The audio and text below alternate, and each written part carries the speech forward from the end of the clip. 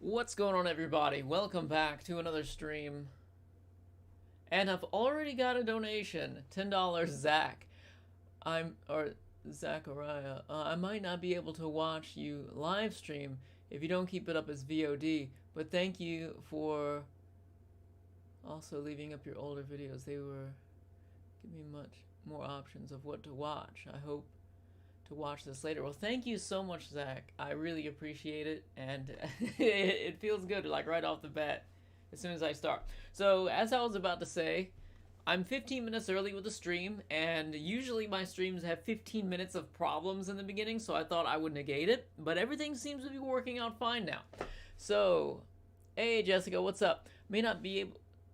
Can I get this larger somehow?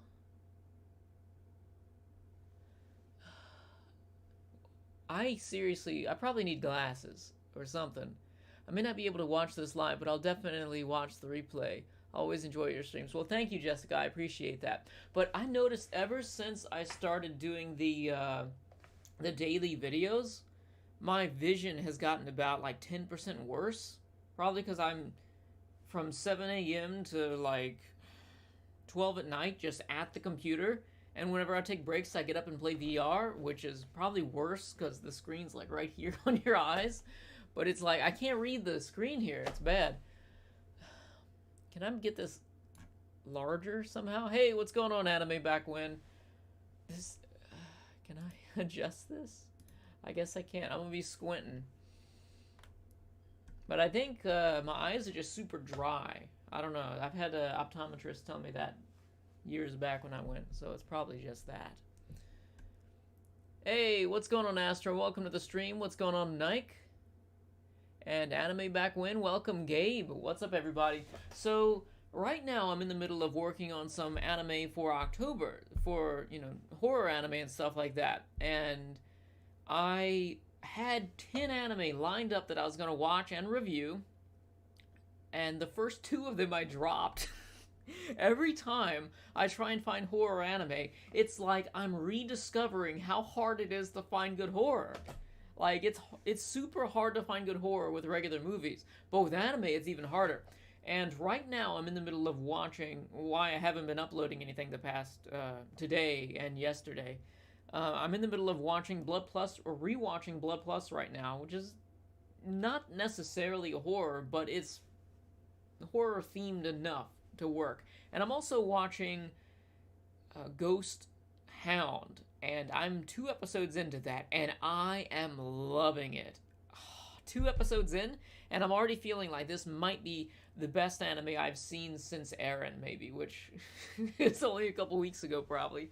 So, it's good so far. But it's going to be so hard to review because I don't want to put spoilers in there. But, you know, I'm only 2 episodes in, so I don't really have context of what is and isn't a spoiler. But there's a mystery involving something in the main character's past that gave him PTSD, and it's revealed in the 2nd episode. So, like, it's not a spoiler, but at the same time, I was really interested in it in the first few episodes. Control up. Well, I've got the, thanks, Gabe, but I'm on the OBS platform right now, and that doesn't seem to be doing anything. You would have been better off with The Last Vampire. I've already reviewed Blood the Last Vampire. I really like Blood Plus, though. This is the 2nd time I've seen it. Second time I'm watching it. The first time I watched it was way before YouTube, so it's a good refresher for me because I initially bought the bootlegs back in the day. This is how long ago it's been since I've seen the anime. I bought the bootleg DVDs back before I knew what bootlegs were. How would you rank 20th Century Boys, Monster, and Pluto? Well, I would rank Monster as a really good. My review is a little too critical of Monster. It's a lot too critical of Monster, to be honest. And I recently rewatched it and I gave it a 10. And I can't rank Pluto or 20th Century Boys because I haven't read them. I also haven't read the Monster manga either. Dang, I noticed that you're live. What's going on, Captain? Yeah, I had it scheduled for 3, and then I was like, hey, I'm early, so why not? Oh, I should tweet this. Why don't I do a little tweet? I know why, because then I'd have to have the... Well, you know what? I'll just tweet it, and then people know where my YouTube channel is. On my phone, I no longer have Twitter or YouTube. Whenever I use them, I have to go to the actual website on the browser just to make it harder for me to use. Because I really hate those YouTube shorts. It's like they'll recommend me something that's like moderately interesting, and I think, I've got 30 seconds of my time to spare on that. Next thing I know, it's like 15 minutes later. All the apps that I have on my phone have a 15-minute timer that like cuts me off after 15 minutes, but I instinctively skip the timer all the time, so it doesn't really help. Because I'm really focused on productivity. So,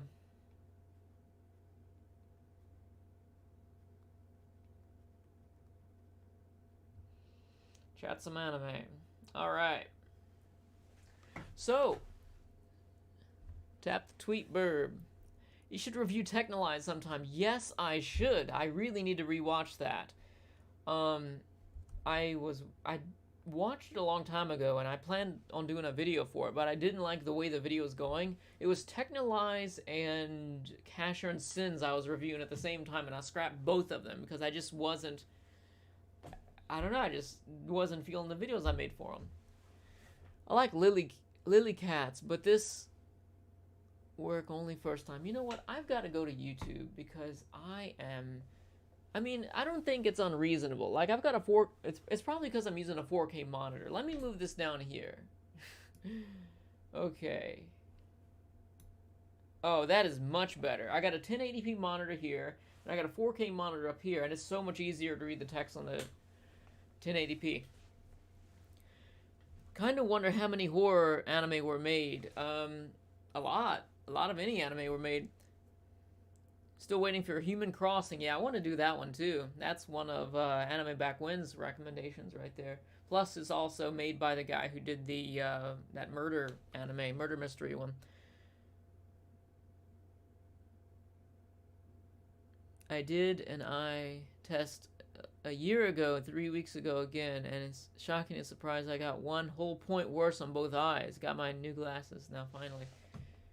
Wow, yeah, I probably need to go again. It's been about 4 years or so since I went, and I didn't need it, but my eyes are like super dry.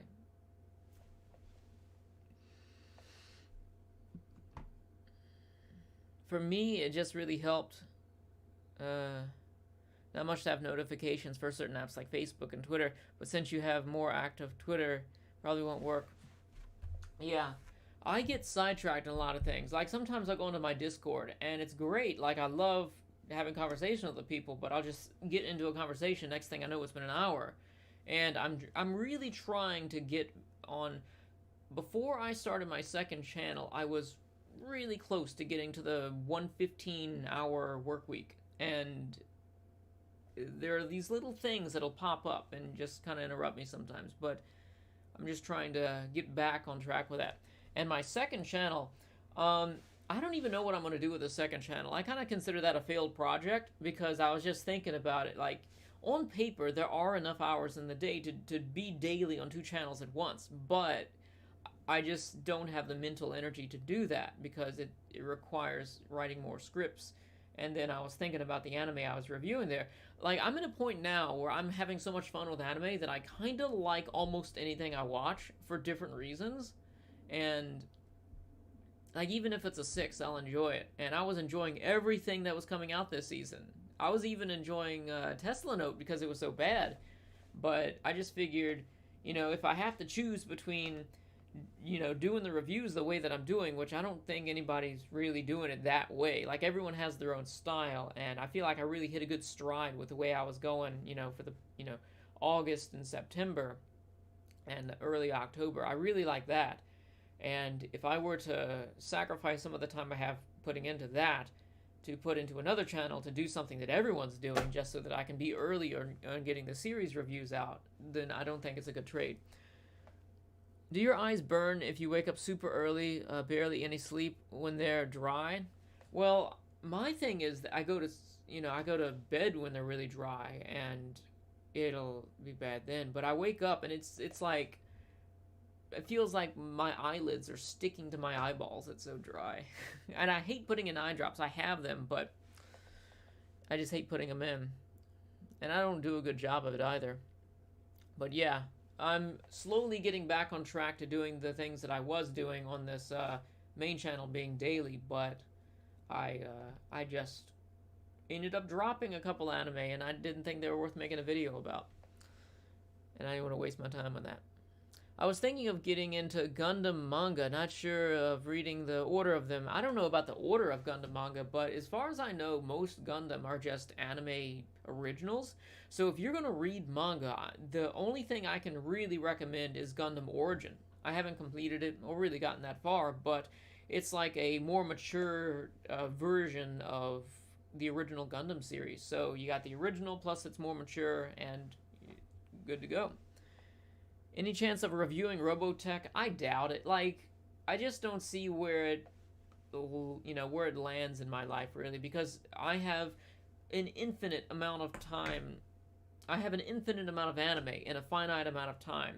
And the anime that I haven't seen, I know I value a lot more than what I'll probably get out of Robotech, because it's just rewatching Macross for the third time with changes that I would disagree with, and then, I'd rather watch just Southern Cross and Mospedo by themselves. Hey, what's going on, Johan? I recommend washing your eyes with baby shampoo or using this thing called, I don't know what that is, but I'm going to take a picture of it and look it up. But I probably won't do it. I'm really funny about my eyes. I feel like really exhausted lately, and I might have a sinus infection or something, because I've been having this like gunk come out of one of my eyes. I don't know. The thing about pain is just I usually don't feel it, so things will be like way worse before it's noticeable. For me, it helps. Notification. Can I recommend a good horror anime? Yeah. Well, that's the thing. Like, how do you define horror? One of my favorites that most people would define as horror is Shiki and Hellsing Ultimate, but Shiki's more of a thriller, in my opinion, or drama, and Hellsing Ultimate's more of an action. Mobile Suit Gundam Thunderbolt, and it's top notch. Oh, nice. Yeah, I haven't read any of the manga for that. Thunderbolt was nice, though. The anime. Just logging in. Thanks to your review, I'm finally watching Macross 7, something I neglected doing for 20 years. Even as a former fan sub member, I'm enjoying the experience so far. Awesome. How far are you into Macross 7 right now, Mist Walker? And I'm really happy that I can help you out with that, because Macross 7 was such a wonderful experience. And the crazy thing is that it was dragging so hard in the beginning. Because I came in, people were like, it's the G Gundam of the Macross franchise, and I was like, hey, this is going to be a really fun anime. And it is. It just takes time to get there.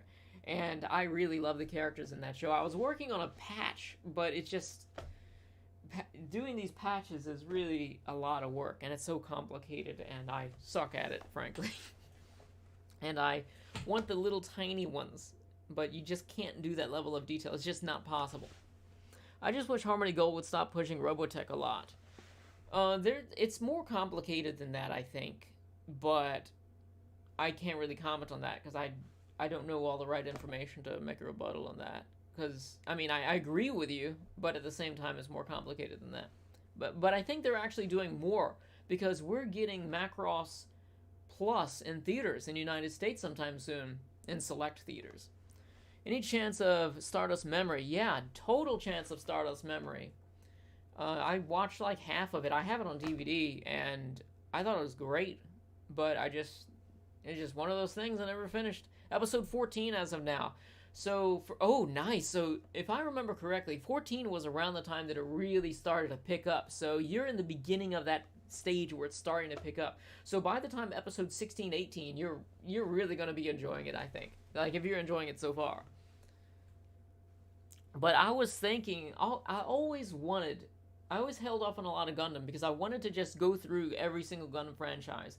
And I learned after the Macross franchise thing that that's a lot of work, and it'll wear you out. And especially with Gundam, because Macross is like, it's a variety.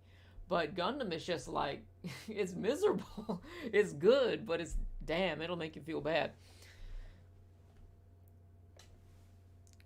Man, because after watching all that Macross, I was watching some comedy shows, and I went straight to horror anime after Macross, so it's like semi-serious and then semi-serious as well. And then I was watching something that was comical. I don't know what I can't remember what it was. It was like an episode of something, and I was laughing my ass off.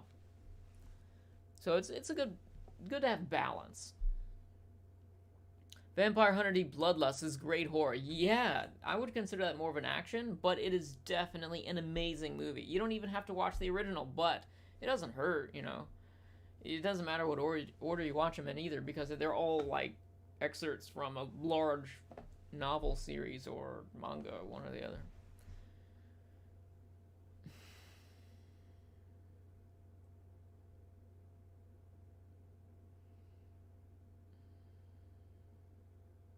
You should see a doctor. I probably should, but I can't afford it. Like, pain becomes background noise. No, well, maybe. I don't know. I can't hear any background noises because I have, it's always like ringing at the same time. I definitely have some sort of sinus issues which would probably explain all this right in here, but.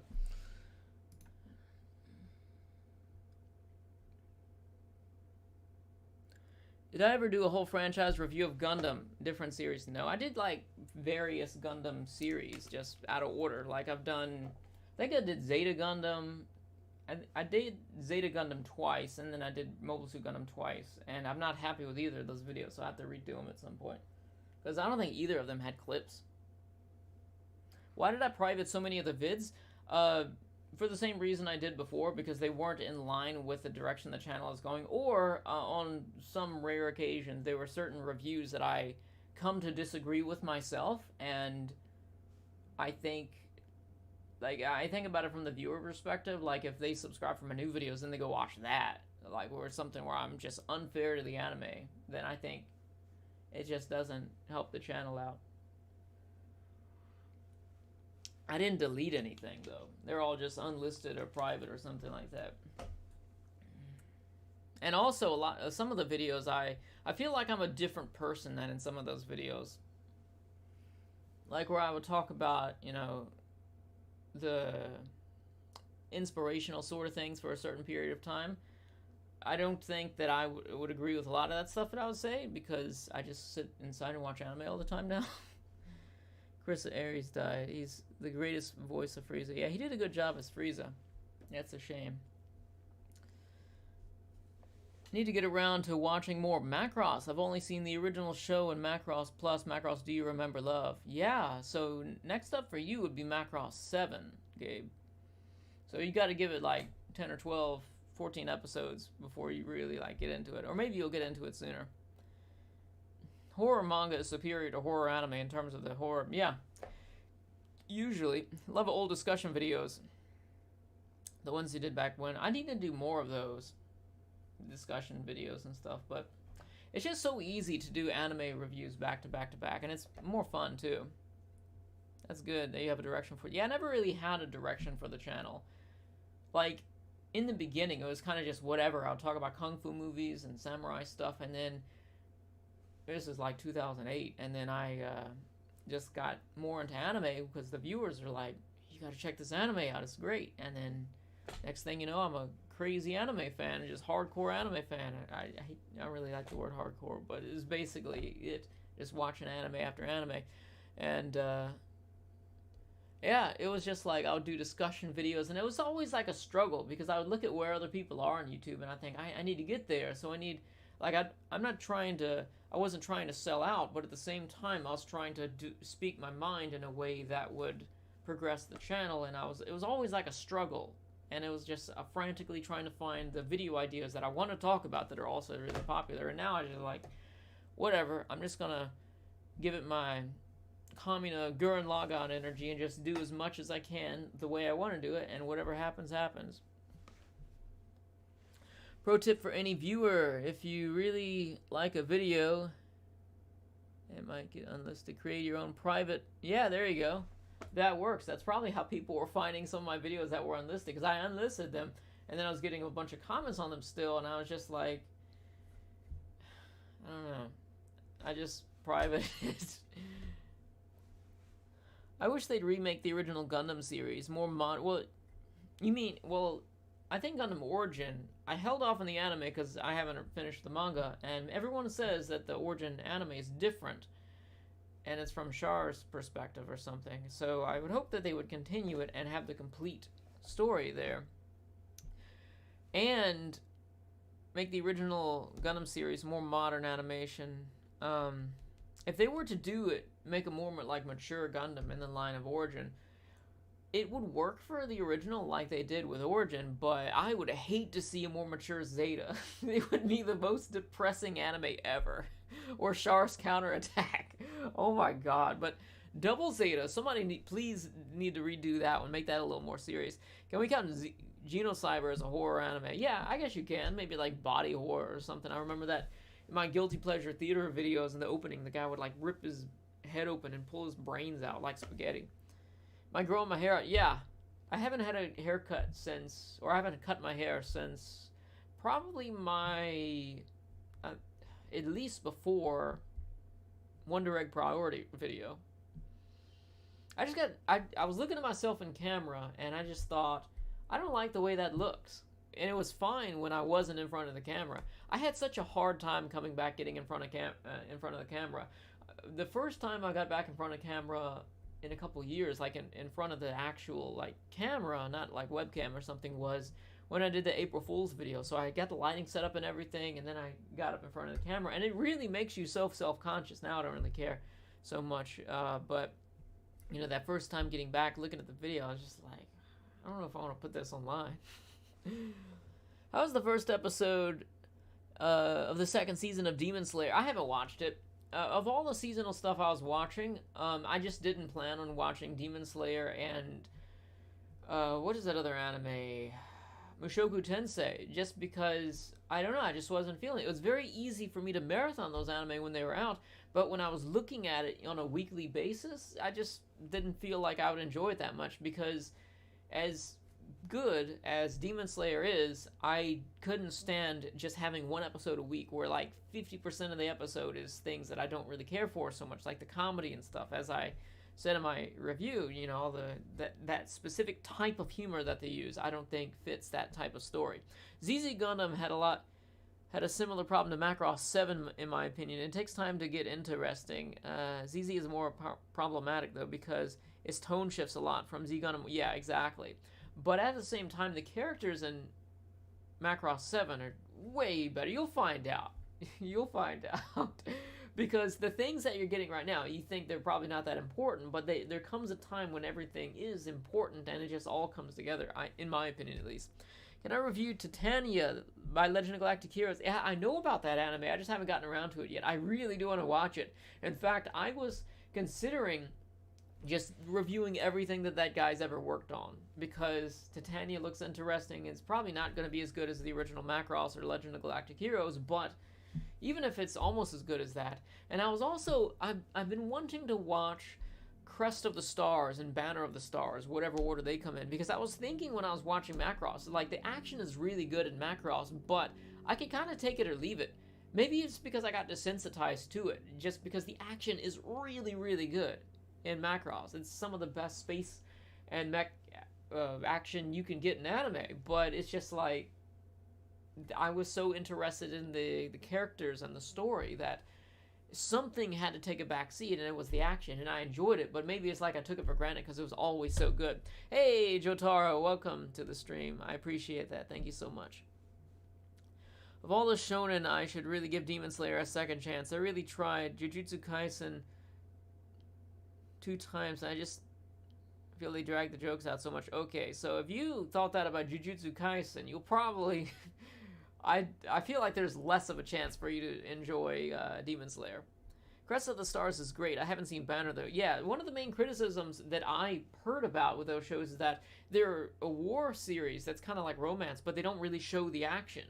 And I was thinking, like, I could handle that because the action was amazing in Macross, but it wasn't, my first or second favorite things.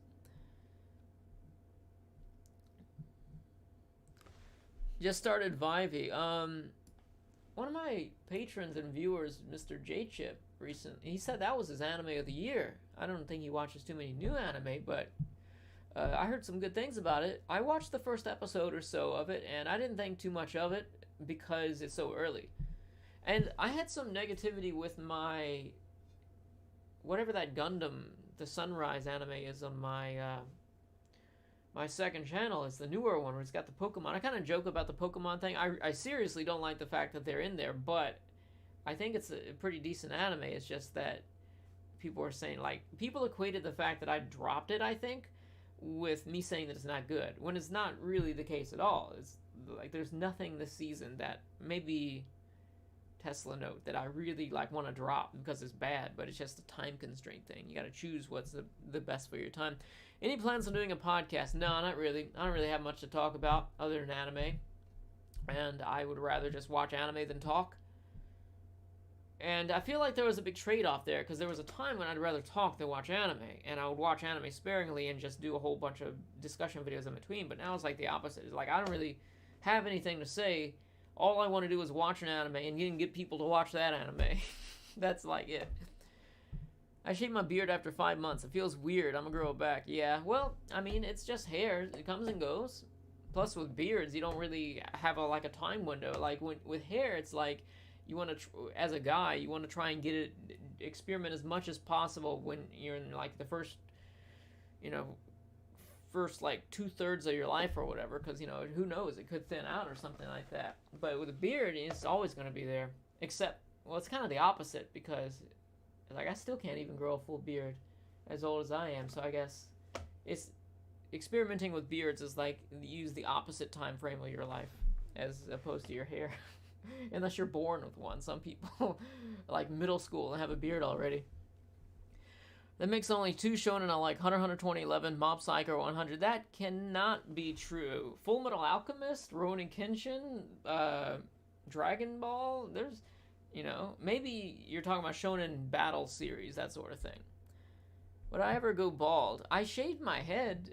If you go back and check out my Wonder Egg Priority, I think Gundam X, back then, I did a really short buzz cut, and I have a fine head shape, but it's just, I don't know, I'm so pale, and then I look sickly, to be honest with you. That's the way I felt when I looked at myself. What's wrong with me? I look kind of sick, which might be true. I don't know. I'm no doctor, but there's no point in making yourself look that way. Especially with the suits, because with the shoulders would come out, like I would wear that jacket, that nice jacket I had, it would kind of make your frame a little wider, and then my head, I don't know. Most have too much comedy is the problem. I don't think Rurouni Kenshin had much comedy. They had a little bit. Food Wars is one of your favorite shonens. I need to revisit that. I was a little too unfair. I was a lot unfair with that anime when I first saw it. And I went back and watched a few episodes and enjoyed it. Question out of curiosity: have I heard about Saint Seiya here in Latin? Yeah, I've seen Saint Seiya. I haven't finished it, though.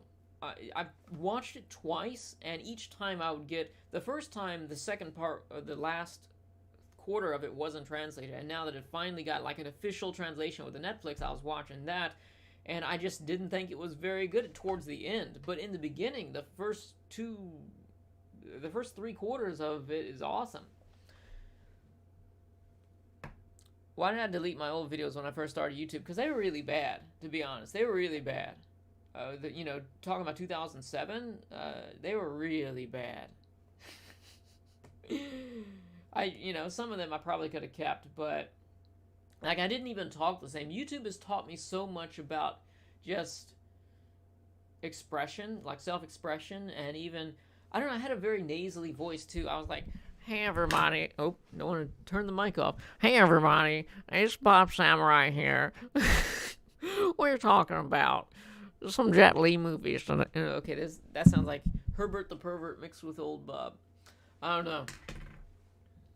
But I actually found some videos on YouTube that helped out with that. They were talking about like the way that you should be speaking, and it made a big difference. There's an anime about Moby Dick. In space. Not bad. 7. I know about that one. I can't remember its name.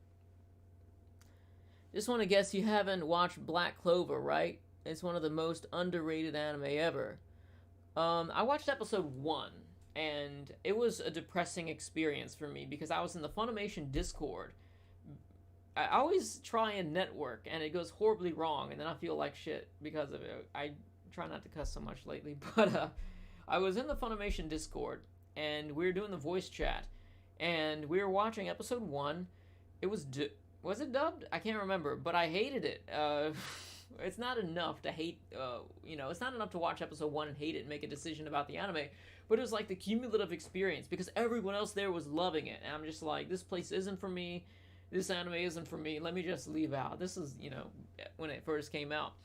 But then I had a viewer and patron, Metro Skyscraper, in my Patreon chat once. He really loved it, and I started checking out clips of it, and it really feels like a modern day Naruto in a way, in terms of like how the animation is, where the fights are really over the top, but it's like the animation kind of drops a tier when it gets to certain parts in some of the fights. It looks better than what I thought it to be, but it looks kind of long, and I just don't have time to watch really long anime. There was anime, Saint Seiya manga is better than the anime because of the pacing. Maybe I like that. It's really hard to get into action manga for me because part of the action is that it's movement. Usually not liking it after episode 1 is fair. It can be sometimes, but I try and really give anime a fair chance, and because I really will, I'll see the way that I am with some anime, and if I'm just not feeling it after one episode, it could just be that I wasn't feeling good that day, because if you're not feeling good in general, it's going to be hard for you to watch something that you really enjoy. Never see Tekkaman Blade. Is it worth watching? I have a review of that. I really enjoyed Tekkaman Blade, though I wished it had a dub. I might not care that much right now, but I do know it was a drag for me until the second DVD, but it's awesome, dude. Check it out. I even had a viewer send me a model kit. Where is it? I have it around here somewhere, but I painted the model kit, and it had it was a really cool thing for me. Tekkaman Blade has bad writing, would not make a rent. I love Tekkaman Blade. Maybe not the first half, but I thought it was awesome. I wish we would get it like a new one.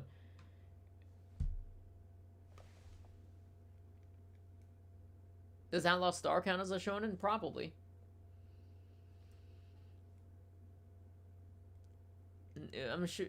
I'm not sure if it was worth using their Discord for enjoying a show. Well, I tried to just get into the experience with them, interact with the anime community outside of my community. It's like I always try and do that. I'll go in places like Reddit. I recently started trying to be more active on the anime Reddit, and it's just like, these people are really rude. Or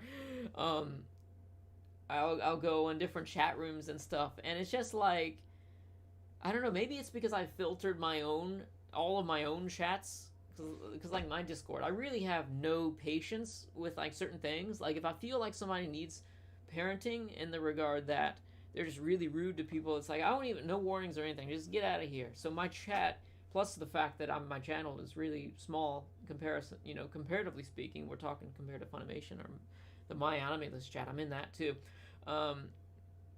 It's just filtered, and I enjoy it so much already.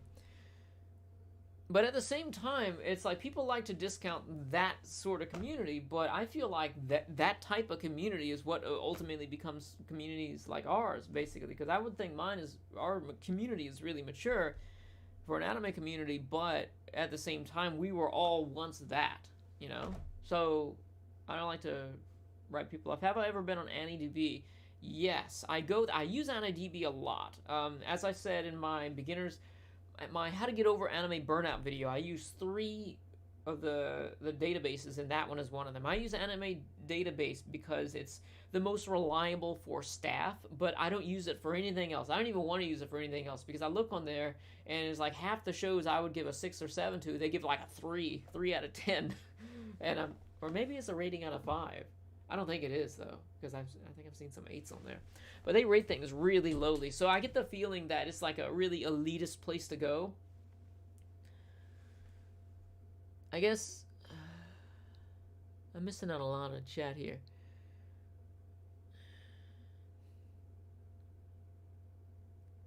Speaking of Naruto, Bleach, One Piece, I guess, did I watch those? I don't remember ever talking about them much. Yeah, I really like Bleach. Like, I've got a wall scroll right here of Bleach. I have the Bleach first 3 seasons DVD. I've completed all the anime of Bleach. Looking forward to, like, Bleach is my favorite of the big three.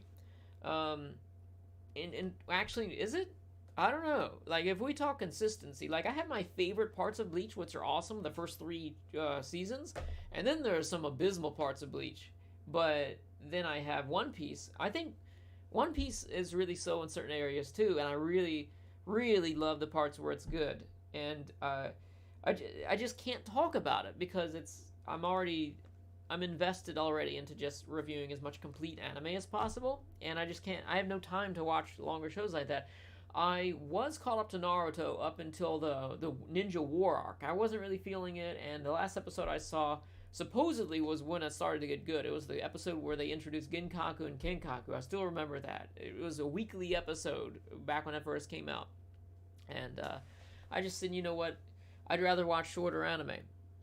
Really chill community, definitely. Your community is the only community that I've found that has mostly mature adults. I really appreciate that.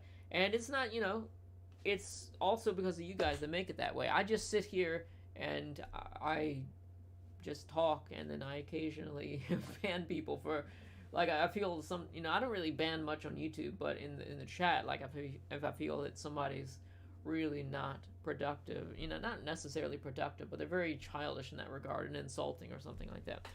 I don't know if it's worth using AnyDB. I already use Anime Planet. I gotta check out Anime Planet. I never really thought about using that in Mal for keeping track of the anime and stuff. Like I mentioned in my Getting Over Anime Burnout video, I use the 3, and I use the AnyDB for referencing the staff. I use my anime list as my main account. By the way, add me on my anime list is Bobsamurai. I actually use the data from my friends a lot. So whenever I go, I'm getting off track here, but whenever I go to and see a new anime that I don't know much about or I want to test it out, I'll go to the stats and then I'll go check the average score of the people that I have on my friends list. And I've been removing some people that just give like 1s to everything. Like if it's an anime is an 8, they give it a 1.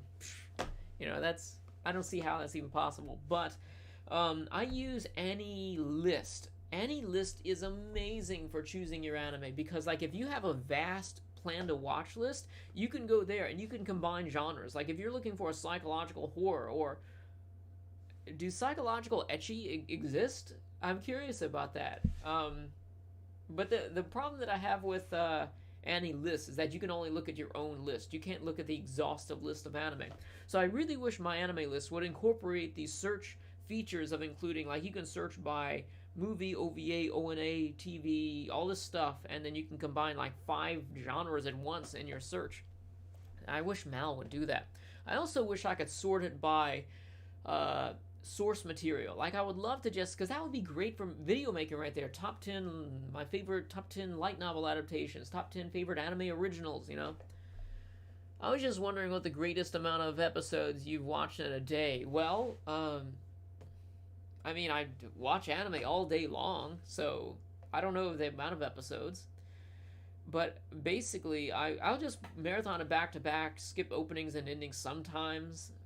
It really depends on how the show's formatted. Some shows have things after the ending, other shows have things before the opening.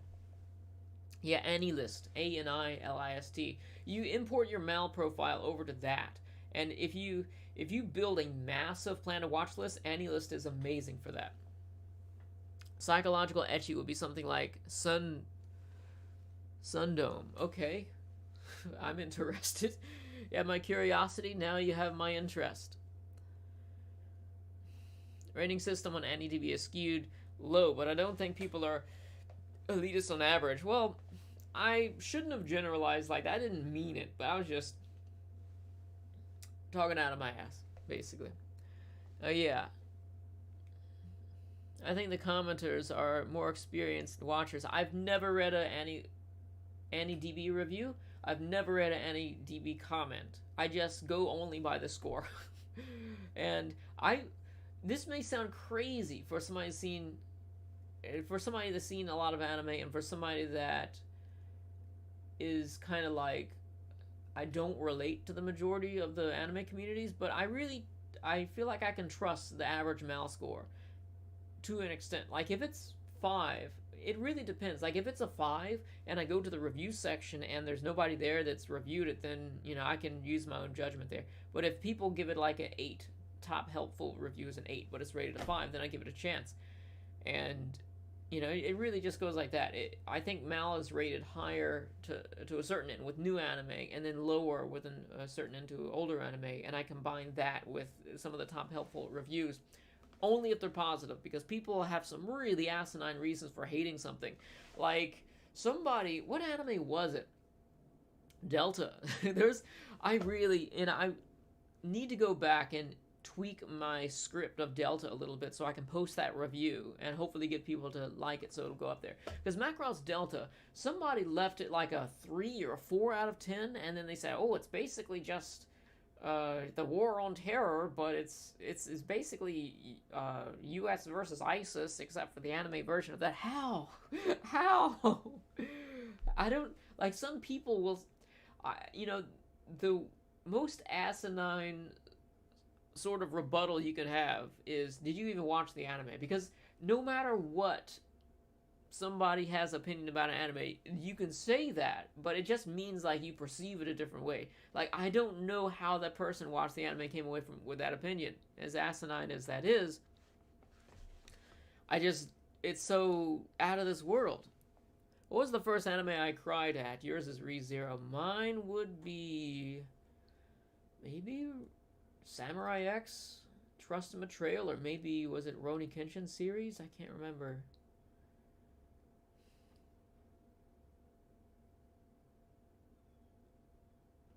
I remember I cried during Rurouni Kenshin. I remember I had broken up with a girlfriend on the phone while I was watching Rurouni Kenshin back when I was in like school.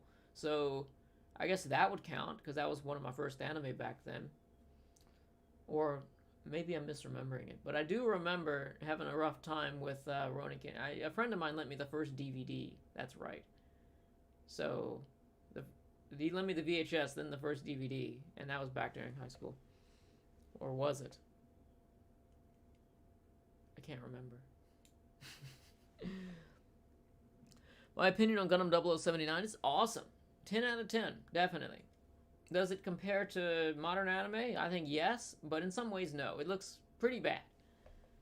But actually, it doesn't look bad for its time, but it does look bad compared to modern anime. And it also looks bad compared to things like the original Macross, in my opinion. Garden of Words, anyone? Yeah, I have that one.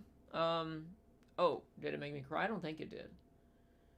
But the great thing about anime for me is that it's just like, I don't know, I just feel like all of the interactions that you can have, they're just more enjoyable to feel through anime, because it's just like you get to truly appreciate the poetic representation and cinema, you know what I mean, the way that they can portray heartbreak and characters coming up for romance and being rejected and all these emotions. You can enjoy them positively, even though the experience itself that they're portraying is negative, whereas in real life you feel negative and positive for certain things. But with anime, like, even negative feelings are still positive because it's you're being moved by the potential of the story. Right at the end of Dragon Ball GT, when Goku... Oh, dude, Dragon Ball GT had a great ending. Oh, it was so good. People don't understand. People shit on GT, but it's really good in certain areas, and it's really bad in other areas. Like for me, the first half, before they go Super Saiyan Monkey Mode, before that is awesome. And then they get into that with the dragons and stuff, and I don't really like that. But the ending was awesome. Have I seen Attack on Titan? Yeah, I've seen, I think, the first 3 seasons of it.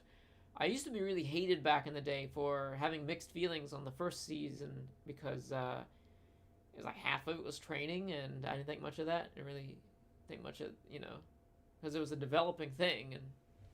But then I turned out to really like Season 2 and Season 3, but I just haven't finished it because I want to be able to finish it, and I'm going to wait till it's finished. Negative feelings are still beautiful in animation because of the music and visuals, exactly, and also the way it's written. But in person, you know, it's just like you have drama between two people in an anime. It's just like, oh, this is interesting. But you have drama coming at you with, or maybe it's just me, but it's like drama coming at you with people. I'm just like, take that somewhere else. I'd rather watch anime than hear this. Like, even if it is aimed at me, like, okay, maybe I did something wrong. Okay. But I'll think about that after I finish watching anime. You can leave. While more males watch anime, females are at least 20 to 35% of anime watchers, and scores do make a difference. Clan at After Story. I hear Clan at After Story does that.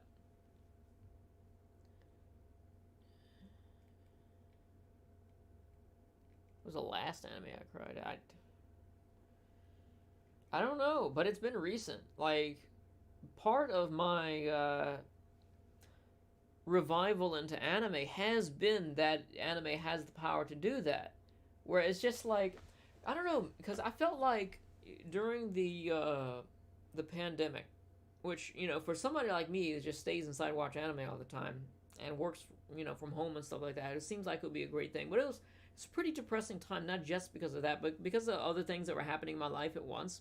So it was like pandemic, and then maybe the year before that too, I was just not feeling great, and I was kind of just in this emotional gray area where it's just like everything that I was feeling was muted. It was depression, and then it was something that kind of switched and made me realize that I was continuously chasing the things that, even when I had it, I really didn't appreciate it as much as I should. But the thing that I appreciated the most, and the thing that would actually evoke the strongest emotions of me, would be the anime. And, you know, video games and movies and storytelling, basically, even though anime is my preferred method of that. And I noticed this, what anime was it? I got back into really heavily consuming story-based media with Cyberpunk, which people hated so much, but I thought the story was awesome. It was like a Mass Effect experience for me, and also Initial D, and that got me back into it. But just the feeling that I get when listening to anime soundtracks or just watching anime that are emotional, it's just like this, I just appreciate this more. As, you know, much of a loser as most people would say that makes me sound, I don't really care, because I'd rather watch an anime than hear the criticism. So there you go. Like, even in relationships, like most relationships, I've always been the one to appreciate it the least, except for maybe in the beginning when I was like a desperate loner, back when I thought that that's what I needed in life. And I guess it's at some point or another, like throughout life, I kind of thought that I needed that because that's what other people have, and that's what other people make them happy. But it doesn't really make me happy as much. Like, it does, but at the same time, it doesn't make me happy the way that stories do. Cyberpunk is alright. The gameplay does kind of subtract from the story, but I thought the story was awesome. Especially the first-person view.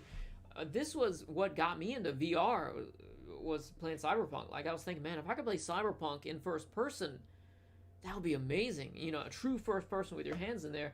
And it was just, I know, like, I didn't keep up with anything in Cyberpunk due to the production of it. I don't really care about that. Like, all I knew that Keanu Reeves was in the game. I didn't know if it was a shooting game, a golf game. It probably wasn't a golf game, but I didn't know. And then somebody gifted it to me. Neil, Patreon. And then he got it for free through some error. But I was playing that, and the first person really blew me away. I didn't know that it was supposed to be third person or whatever, but I loved the first person of it. Thoughts of Rising of the Shield Hero anime. I've seen the first 1 or 2 episodes, and I thought it was pretty funny. I hear it's controversial, but I didn't I don't really care about what's controversial, to be honest with you. Because it's just some other problems people are having. Like, if it's controversial, it'll be controversial to me, and if it's not, then I don't really care what other people are saying about it.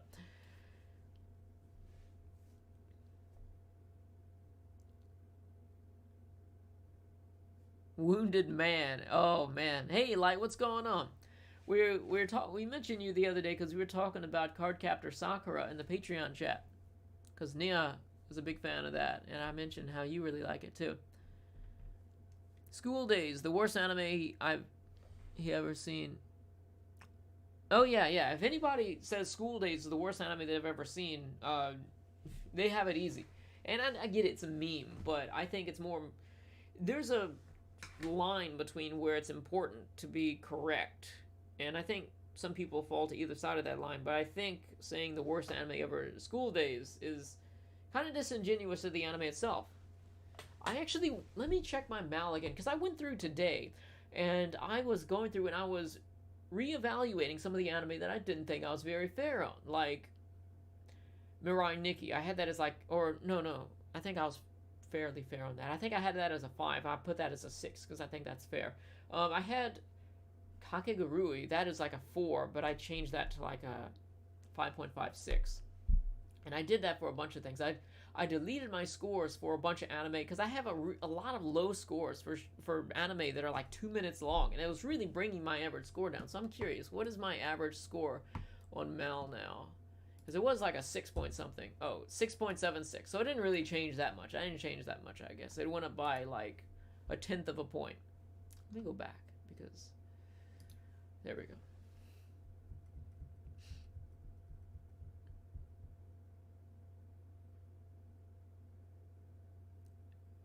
Shin Megami Tensei releases are too broad to play all entries unless you know Japanese.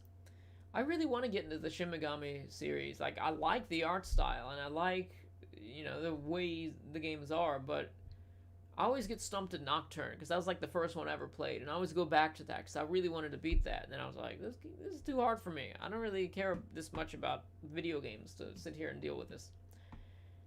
I've ever seen Witch Hunter Robin. I've seen, like, the first 6 episodes, and I didn't continue it. Nothing against it. I just was preoccupied. I was watching that back when I wasn't really making that many videos, so even if I finished it, there was like no obligation to finish it. But I really like the atmosphere. I love the character designs in that show, and I want to go back and revisit it and give it a chance. Should I give Princess Tutu a chance? Yes, you should. I have a review. That, like, I am not really big on Magical Girl stuff, but that did it in a way that I think most people would like it. Princess Tutu is a must. What did I give Princess Tutu? By the way, I have a pretty funny skit where people said it was pretty funny in my Princess Tutu video, like right in the beginning. I used to do the skits in the beginning of the videos back when I did the green screen. Princess Tutu Mal. Okay, so I gave this show a 8, which I thought I rated it higher than that. But yeah, it's damn good. I just got a friend request. Thank you, Don. Yeah, I'm trying to get as many friends on Mal as possible because the more information I have, I feel like that's the better when averaging shows. It's kind of funny because there's this guy here, the Blockinator, and occasionally I Google my name, and that's usually a mistake. And I found him. He was saying my least favorite anime YouTuber is Bobsamurai, and I was like, because I added him as a friend because sometimes I feel like people get the wrong idea about me. They see that my views on a show are sometimes negative, especially with some of the old videos where I was like really negative about certain shows, and they get this certain opinion about me. So I added him, and he was like, "Hey, this is pretty cool, YouTuber or whatever. How'd you find me?" I was like, "Hey, I found you. I found you when I googled my name." And so it kind of got awkward, and he just didn't respond. Might have been embarrassed about that, but like, I don't really care. I feel like even people who usually dislike me or whatever, or the videos, it's probably a misunderstanding, and they're probably not that bad. Really solid comedy. I don't like comedies much. What's a solid comedy? I don't think Tutu was a comedy. I need to update my Mal more.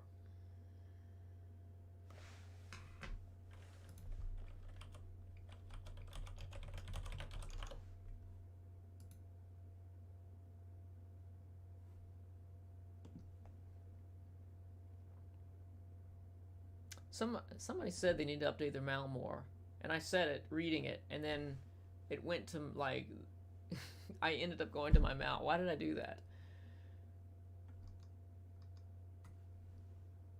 Have I ever seen Go Line before? I haven't, but I didn't complete it yet. I watched the first disc and a half, and I just couldn't get into it, but I need to rewatch. I need to get back into that because Lately, I'm just sub only for the most part. And I know it's gonna bite me eventually being sub only because there are some anime that are better with dub, like if they're corny or cheesy or something like that. But it just come to a point where I was watching so much anime, and I just felt like the sub was just always better. And I just feel like the way that I'm watching it now, where I'm working on so many videos at once, I don't know. I'm into it more than I used to be, and I feel like when I watched it dub, it kind of allowed me to look away from the screen or something like that, and I just don't do that anymore. It's just like, oh, focus. I've got welcome to the NHK recommendation from a video of yours that 8 years ago or so. Really agree with what you said about it, about how life changing it can be. Top tier for years. Yes, top 10 NHK. I was trying to work on an NHK patch, but for my jacket here, because I love it so much, but I just couldn't get it right because it's a pain in the butt to do this stuff sometimes. But yeah, NHK. I wish we had more anime like that, and it's a shame that I feel like NHK was lightning in a bottle, and even its creator doesn't understand why it was so good, because Takimoto went back and he did the NHK sequel, and it's just like, do you even understand what NHK means to people? I don't think he does. I really don't think he does. And he's working on a new romance anime right now, or romance light novel that should be coming out. I don't really think he's that great of a author, to be honest with you. I read NHK and I haven't read anything else, so I can't really judge it by just that one book, but I like the way it ended. But the manga and anime are more consistent in terms of writing. What's your favorite Gundam fight of all time? Mine is Burning Gundam. I don't really remember too much of the G Gundam aside from I loved it, absolutely loved it. Off the top of my head, my favorite Gundam fight would be that fight towards the end of 8th MS Team. 8th MS Team has recently become my favorite Gundam series of all time. Would I allow the anime man to go through your mail and rate my anime taste? I don't really care. He can do whatever he wants. As long as he's not paraphrasing me. I shouldn't even bring that up because that's really old, but... What's your favorite epic fight in anime? Netero versus Miriam. Dude, that was an awesome fight right there. I don't really know what my favorite fight would be. I'm always partial to the anime Shadow Skill, and I really need to redo that one, but Shadow Skill fights towards the end of the series. Hajime no Ippo rounds. It's really a hard choice. Like, it really is. Checked out NHK recently because of your review / live stream.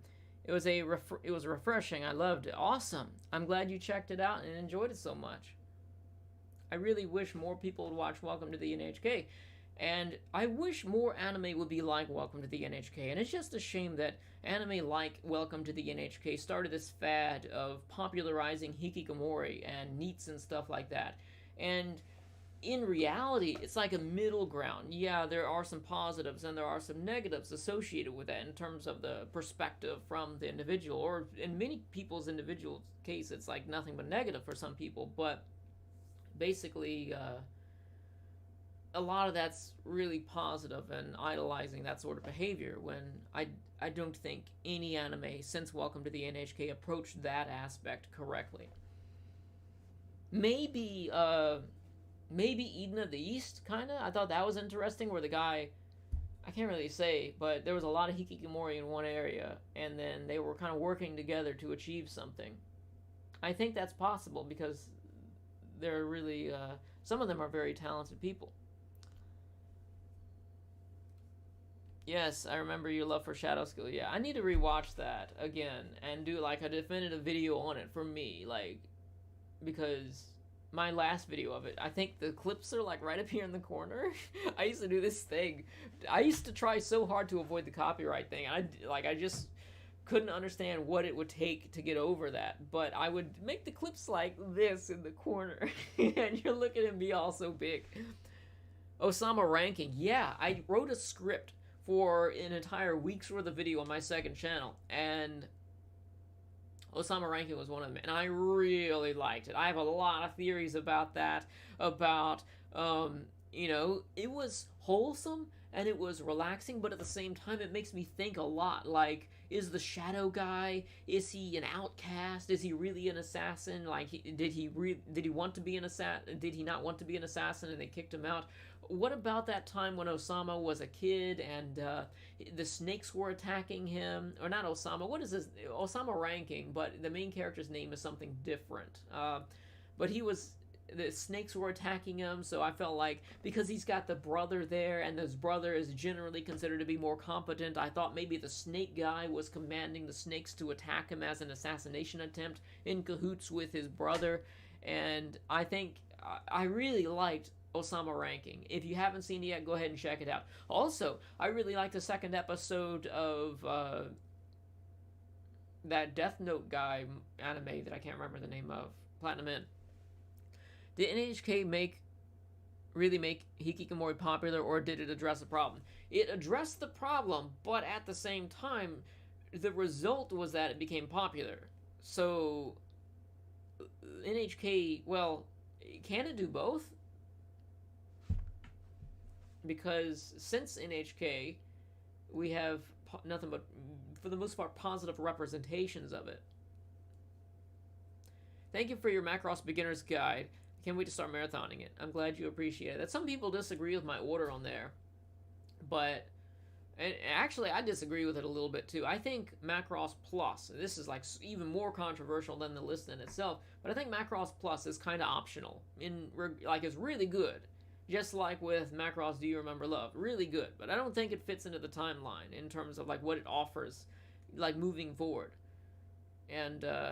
Macross Zero offers things that don't go forward, like Sharon Apple's only mentioned in, I think Macross Frontier Movie 1, maybe Movie 2, but definitely Movie 1, because they brought her up in the first time she's mentioned, so it's like several series later, or 2 series later. And then also there's they got rid of pilots, and then they used AI pilots in Plus, which is not a spoiler, I don't think, but that never happens in the rest of the series. We never see AI pilots ever, I don't think.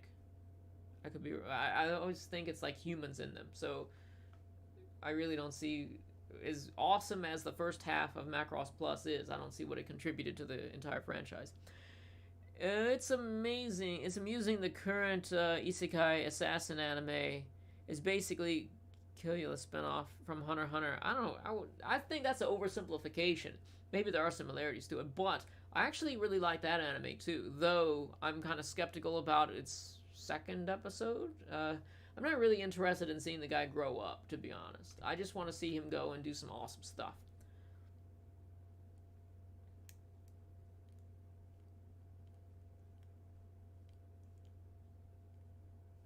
I feel bad about what I mentioned about paraphrasing earlier when somebody brought up that other tuber. Something happened a while back where it was just like word for word copying my videos. I don't really think about that anymore. I just thought it popped in my head, and I have no filter sometimes. But Cutie Honey, I have not seen Cutie Honey, but it does look moderately interesting. Something I'd check out one of these days. What are my favorite? I already answered that one. Apart from Welcome to the NHK, there's also Genshiken. Yeah, Genshiken. I recently made this patch right here. It just says Genshiken. One of my favorite anime, and I really think about my channel and the direction is with something along the lines of Genshiken, where I'm just watching anime and sharing it, and we've got the community thing there. Though I'd love to have an in-person anime club. Though I probably have one and then not love it as much as I think. What is my personal opinion on Nana? I haven't seen it. Well, I've seen a few episodes of it, and it looks really interesting, but I just haven't gotten around to completing it. Also, I do want to recommend The Wallflower. I really like The Wallflower also, which is another shoujo. What about Mason Ikoku? I haven't seen that one. Yojo Senki is getting a second season. Yojo Senki, is that the one where the guy gets isekai'd into becoming a little girl? Think for in-universe reasons, AI pilots were dropped, since they could easily be manipulated. Yeah, see, Yeah, but you're right about that. But that's headcanon. Which is probably true, but it's still headcanon nonetheless. Which is why I don't really see the continuity of Macross is really that big of a deal. Some people argue that you're supposed to watch, you have to watch SDF Macross and then Macross Do You Remember Love, but they both cover the same events. So it's just like, why, if you're talking about an official list where it goes from this event to this event to this event, why have one event there twice? You know, it's optional, because if you liked one, you want to see it a little differently, watch that other one. But there can be only one place for each event in a chronological order, unless they found some time machine and can go backwards. Genshiken is really good, but I had some moments I cringed a little bit. Cringed a bit too much. I understand it was made that way, but what made you cringe about it? Was it cringe-worthy because it's relatable and that's how anime fans are, or is it cringe-worthy because it's bad, in your opinion? What do you think of people using the label otaku to describe themselves? Do you consider yourself otaku? Well, I originally liked it because of Genshiken, and then I started to dislike it because I realized what it really meant, which is someone obsessed with their hobbies to the extent of social detriment. And it's not just anime, it's, you know, train otaku and all sorts of things like that. And some otaku are super hardcore, harder than you can even imagine. Like, there's a story about this guy who, in Japan, who rode in front of a train. Like, he was just riding his bike, and there was a slow train coming through. And he didn't realize why, but there's a sea of photographers out there, because there are train otakus that line up and take pictures of trains. And they're obsessed with it. And he just went by, he was like, hey, I'm in the spotlight, what's going on? And people trashed him so much online about it, the train otakus did. So I don't really consider myself an otaku in that regard, but I'd rather be otaku than a weeboo or a weeb. And I really, as much as I disliked people using the word otaku, weeb is way worse. And if we could just go back and settle on the word otaku, I would. Not only is it, you know, weeb short for weeaboo, which is even more of a derogatory term than otaku is, because even an otaku would probably say, I'm an otaku with pride, or that they're an otaku with pride. But weeaboo is like an insult among people who might consider themselves an otaku. And weeb is just shortening version of that, and it sounds kind of dorky. So it's just like, it's worse in so many ways. So would I consider myself an otaku? No, because I know the extent that regular otakus go, but at the same time, I do spend all of my life watching anime for the past few months, and, you know, for many years, anime's been a massive part of my life, so maybe I could be considered an anime otaku, but not to the extent that people are anime otakus in Japan. Maybe I went on a ramble about that. Train otakus. Yeah, there's train otakus. I think Miyazaki considers himself a plane otaku. He loves his planes, as you can see in his stuff. I think maybe the guy who did Macross could be considered a plane otaku, because he did just the detail that he goes into the planes. Like, he really loves his planes. Otaku no Video has an interesting view on otaku culture in both positive and negative light, with the action of with live action animated segments. I need to do a video on that. But yeah, I kind of miss those days when I thought that was a good word and a totally positive thing. And I don't know, it's just I always see, you know, I'll try and get in touch with the community in certain ways, and it's just like it's like we're from different planets, and I can't relate to the stuff that's going on. And the problem is that I'm not influential enough for my opinions to really matter in the grand scheme of things. Like, I can never get anybody to stop using the word weeb. So it's like, what's the point of even trying? And I know after this, I'm going to get a lot of people commenting weeb on my videos, because I did that in a live stream once, and every single comment I would get in the first video would be like, something weeb or whatever, hey weeb or something like that. I am part of the otaku community. I'm not sure I'm an otaku or not, though.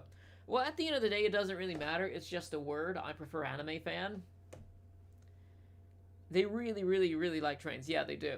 I saw, actually, if you have a VR headset, the Quest, there was a video on otaku that I thought was awesome. It's about a video game otaku, and his apartment is so tiny, but it is so packed. Like, even in his kitchen, it's a fire hazard because he's got a gas stove and he's got piles of video game papers and stuff like right next to it because it's just hoarder material. And all of his stuff is like collectible stuff. But he was talking about, and this is a damn good video. It's part of a series called Tokyo Origami, and they might have it up on YouTube too. I don't know, but it was about otaku.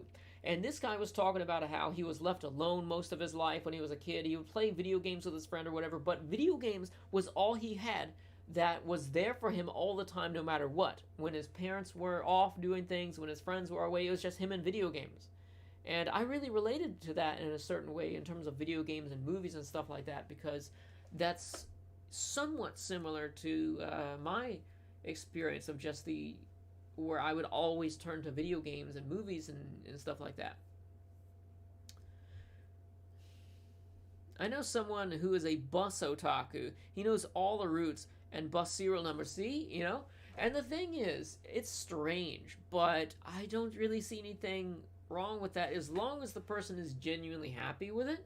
I don't really see a big deal as long as they're not hurting anybody. And I kind of feel bad about the way that I'd ridicule people in the past about like the virtual girlfriends and stuff. It was really short-sighted and judgmental of me. Not that I would do anything like that, but at the same time, I really people in that situation, there's help that they need, and ridiculing them just isn't helping them. And even, you know, whatever, just prefer to mind my own business and just watch anime.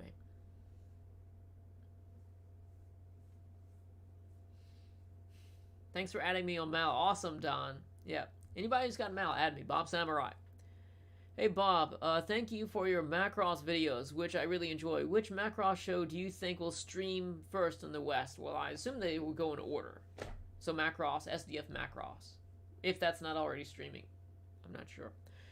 In fact, Macross is unofficially available on YouTube, like streaming, so... Awesome, you guys know each other. Some of you do. There's a very short anime you gotta watch. It's called Love is Like a Cocktail.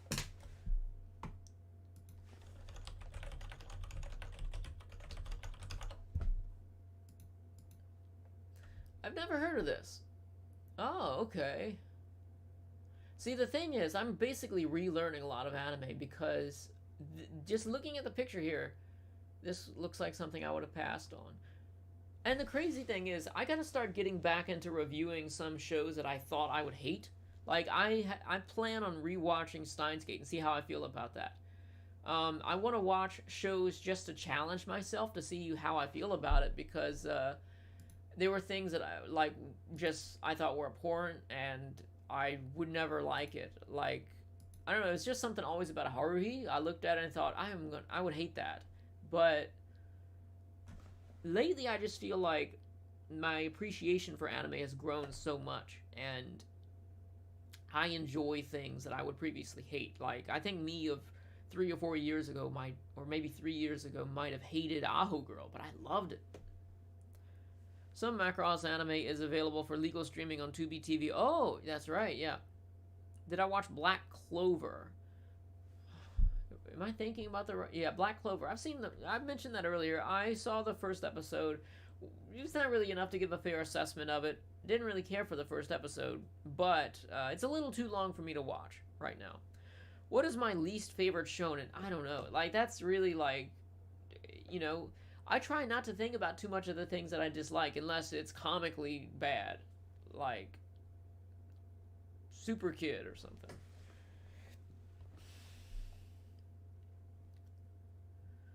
Have I watched Ginga Naga? I know what you mean with that. I have not seen it, but it is on my plan to watch list, I think. I know what you're talking about, and I think it's on my plan to watch list. They've been removed. What's been removed? Oh, okay, so it's not on Tubi TV anymore. What do I think of Madoka Magica? I watched it a long time ago, and it was on Netflix, and everyone's raving about it, and I reviewed it, and I was trying to stay mixed in that video, and I just like, I don't like this, but I can see why people like it. It's just something about magical girl shows. Like, as much as my opinion has changed on anime, I think it will still be hard for me to enjoy certain, like most magical girl shows, though there are a few that I think are pretty awesome. Princess Tutu. I want to go back and rewatch Shamanic Princess, which is kind of magical girl, but it's like on the dark side of it. It's 6 episodes, I think, and it's really crazy. It's like one of the ones that'll play with your mind and just have stuff coming out of left field. Yeah, Mackerel's Plus will be in select theaters soon. I'm still, you know, I don't even remember the last time I went to theaters. And with COVID going around, I don't think I even want to bother with that, especially for a movie I've already seen. Or with movies in general. What was the last movie I saw in theaters? Kubo and the Two Strings? I think it was Kubo and the Two Strings. And I can't even remember the last regular movie I watched. I watched some horror movie with a friend in July. No, was it a horror movie? I can't remember. It was in July. But before that, I can't even remember. Maybe Christmas Die Hard. Like, there just came a point where I realized, like, hey, I came to a good realization in life, the things I'm interested in, and basically I like a lot of different things, but I just realized the things I'm most interested in, and anime and that sort of thing is, I'm just paying most attention to that, and I don't really pay too much attention to other stuff. I've challenged myself with Samurai Champloo over the years. I've tried completing it 4 times, with the furthest I got was episode 8. Not interesting to me in any positive or negative way. Wow, I really like Samurai Champloo, so I don't understand that. Neo Yokio, yeah. Neo Yokio feels like an anime made by somebody who doesn't understand anime. And the same thing goes for, oh my god, what was that? Yasuke.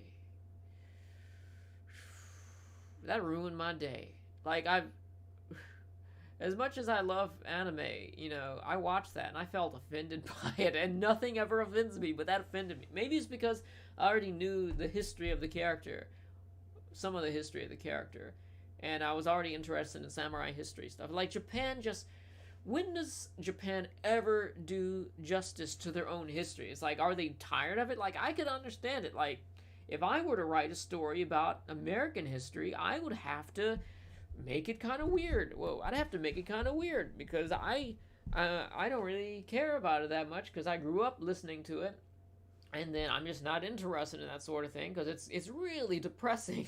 It's like, we have the slaves, which is really a terrible part of our history, and then we go through the world wars, and it's just like, we did what to the Japanese people? And we did, you know, the way that we treat people, and I would have to embellish that some. And maybe Japanese people feel the same way about their own culture. Like, samurai used to do what to the peasants? They did what to my ancestors? Like, I remember I was in Japanese class back in high school, and there was this girl in there. She was such an extrovert. She was like, all extrovert with no filter, and she was just like, "Hey, sensei, what do you think about Nobunaga Oda?" He's like, "I don't like him." And she said, "Why? Did he murder your ancestors?"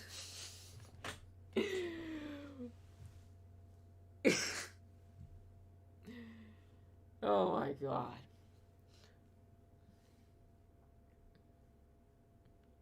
Yeah, Fullmetal Alchemist Brotherhood had an awesome ending. You know, the part that happened with the antagonist was decent, but the part that got me the most was what happened with the characters after the ending. I guess you could say the after story, especially because I have been feeling a certain way about the characters of Fullmetal Alchemist for a long time because of the original 2003 series. George Washington must get inside the giant robots. Yeah, like, I would make, if I were to do American history, I would make some crazy anime stuff out of it and not tell the real thing. But as somebody who didn't grow up with Japanese history, I want to see more realistic Japanese history, and also Chinese history for that matter. Like, well, I don't know what China is doing in terms of anime. They're doing all this like weird kung fu stuff, which is awesome, and they're also doing things that are very similar to anime. But I want just tell your own history. Maybe, okay, maybe you don't have to tell the Tiananmen Square part, but just go like ancient history and just retell that. Epilogue is correct word. Okay, well. I like after story because it's more like anime centric, but maybe I should use epilogue because I think, well, I try and use words that most people would understand, which is why I don't like to use the word isekai or tsundere. And I was also talking about this in the Patreon group last night. When we come to an understanding of what a Japanese word describes in terms of anime, it's only because we see it in the abundance. Like, for example, with isekai. Before we knew about what isekai was, we didn't have a grouping. We just had individual shows. Like we had Inuyasha, maybe consider isekai. We had Escaflowne and all these other shows that were kind of isekai-ish. And now that we have the abundance, we have the term for it. And once we get to that point, it's easy to dismiss something. Oh, it's just an isekai. Oh, she's just a tsundere. And you're just looking past the actual character that's there. And the way I see it is that if you're being negative about something because of the abundance of it, in a way, you're not really doing justice to what's there. Because if you try like a billion burgers and you compare like a McDonald's burger to it, maybe, the McDonald's burger is okay, but it's like the worst thing ever because you've tried so many other, or you just dismiss it in general because it's a burger. I don't know where I'm going with that, but understanding the abundance and having the terms for things so that you can dismiss it is really a bad way to go about things. And I feel like it's a negative mindset that people go into anime with. Have I seen America, the motion picture? I have not. China should make battle shonen anime based on their social credit score. I reviewed this anime recently. It was a Chinese anime, and it blew me away. I don't remember what the name of it is, but scroll through my videos, and it's like Fire Mountain or something like that. I don't know, but it's got a really angry guy on the thumbnail with fire energy, and that was awesome. And that was like kung fu themed. Ghost of Tsushima was very good at telling Japanese history in its own way. Yeah, why don't we get anime like Ghost of Tsushima? I really want to play that game, by the way. Like, I wish it would come out on PC. Favorite film from Akira Kurosawa? That would have to be Yojimbo. I like Yojimbo because it's a little bit. It's a good mix. It's comedic. It's dramatic. It's short. It's very well shot, and I really love it. I don't think there's a single Akira Kurosawa film that I disliked, to be honest. I haven't seen all of them, so I can't really say that much. Has the legend of I don't know what that is that you're saying, but you're saying that it's awesome, and I am going to open that up in a Google. Where is my Google? So many things always open up in these streams. You guys tell me so many cool things, and okay, Legend of Mal. My anime list 8.3. That's pretty good. Okay. Oh, I think I might have seen this in passing. Oh man. Okay, this is interesting. It's a movie, hour 41 minutes, 8.3 on Mal. I go down to the reviews. 10, 4, 9. Okay, I gotta watch this movie. So I needed this in my life. I don't even know what it's about. Let me watch I can't play the audio. Oh, I have seen the trailer to this. Why did I not watch this? Wait a minute, I think this might be... I have multiple plan to watch lists, and only one of the plan to watch lists is on Mal. Because I'm, like, sorting through. Have I seen The Time I Got Reincarnated as a Slime? I've seen the first few episodes of that, and it's a little long for me to watch, considering the way that I handle anime and deal with anime. I like to just, if it's got a really good story, then I don't mind it being 50 episodes, or even longer than that. But it feels like, from what I've seen, which is probably like 4 episodes, it feels like a really fun, relaxing, and comedic anime, and I liked it, but I just didn't continue it because I just don't have a slot in my life for that sort of thing right now. Well, I'll be picking up Magical Conan. Oh, I pre-ordered that already. I haven't bought anime in a long time, and I was pretty happy about that. So I need to get a review out on that. The movie is... Series is confusing. Oh, there's a series with it too. Oh, I see. Yeah, there's a sequel. I guess that's a series. Legend of Hiei is pretty good. Or Hey is pretty good. Takes a while before the story picks up, though. That sounds familiar. Maybe you told me about that before. I don't know. Oh, Finna Pirate Princess just ended. I kind of wish I wasn't in the middle of watching so many horror anime, and because I kind of want to watch that. 12 episodes. Really quick watch. And I hear good things about it. But I don't know if it's going to be good things or not. I don't know. Did I just close out what I didn't want to close out on? I think I did. Slime anime is wholesome, good time, without being slow or stagnant. Yeah, I really enjoyed what I watched. If I were to score the first 4 episodes I watched, or 3 episodes, I'd probably give it like an 8 or 8.5. It was good. I enjoyed it. It's like a feel-good anime. But it's got multiple series to it, and maybe one of these days I'll watch through it all when it's like finished. But it's popular now, and I feel like it will probably continue going on. Unless, is there a light novel that's finished? I'm not in the know about these things. Legend of... Oh, you were talking about the anime that I just brought up. Yeah. So Light likes it.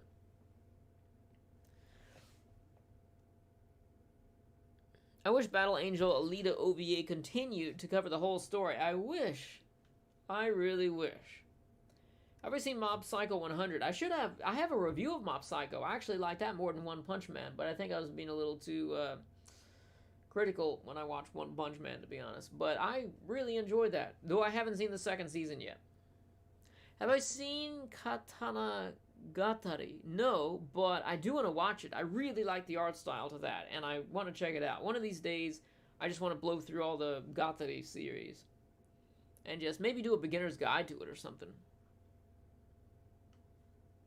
I don't know about America, but in the UK we have End of Evangelion as well as Death and Rebirth coming to cinemas again. Would I watch it on the big screen? I don't really see a point of watching it on the big screen.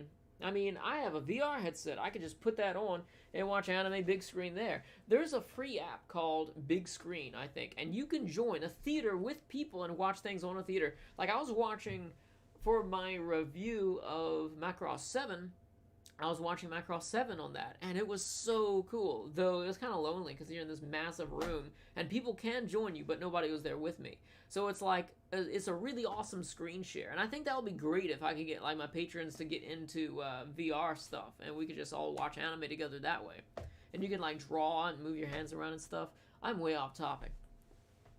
Looking forward to the 3rd season of Mob Psycho. Yeah, here it's got a 3rd season to it.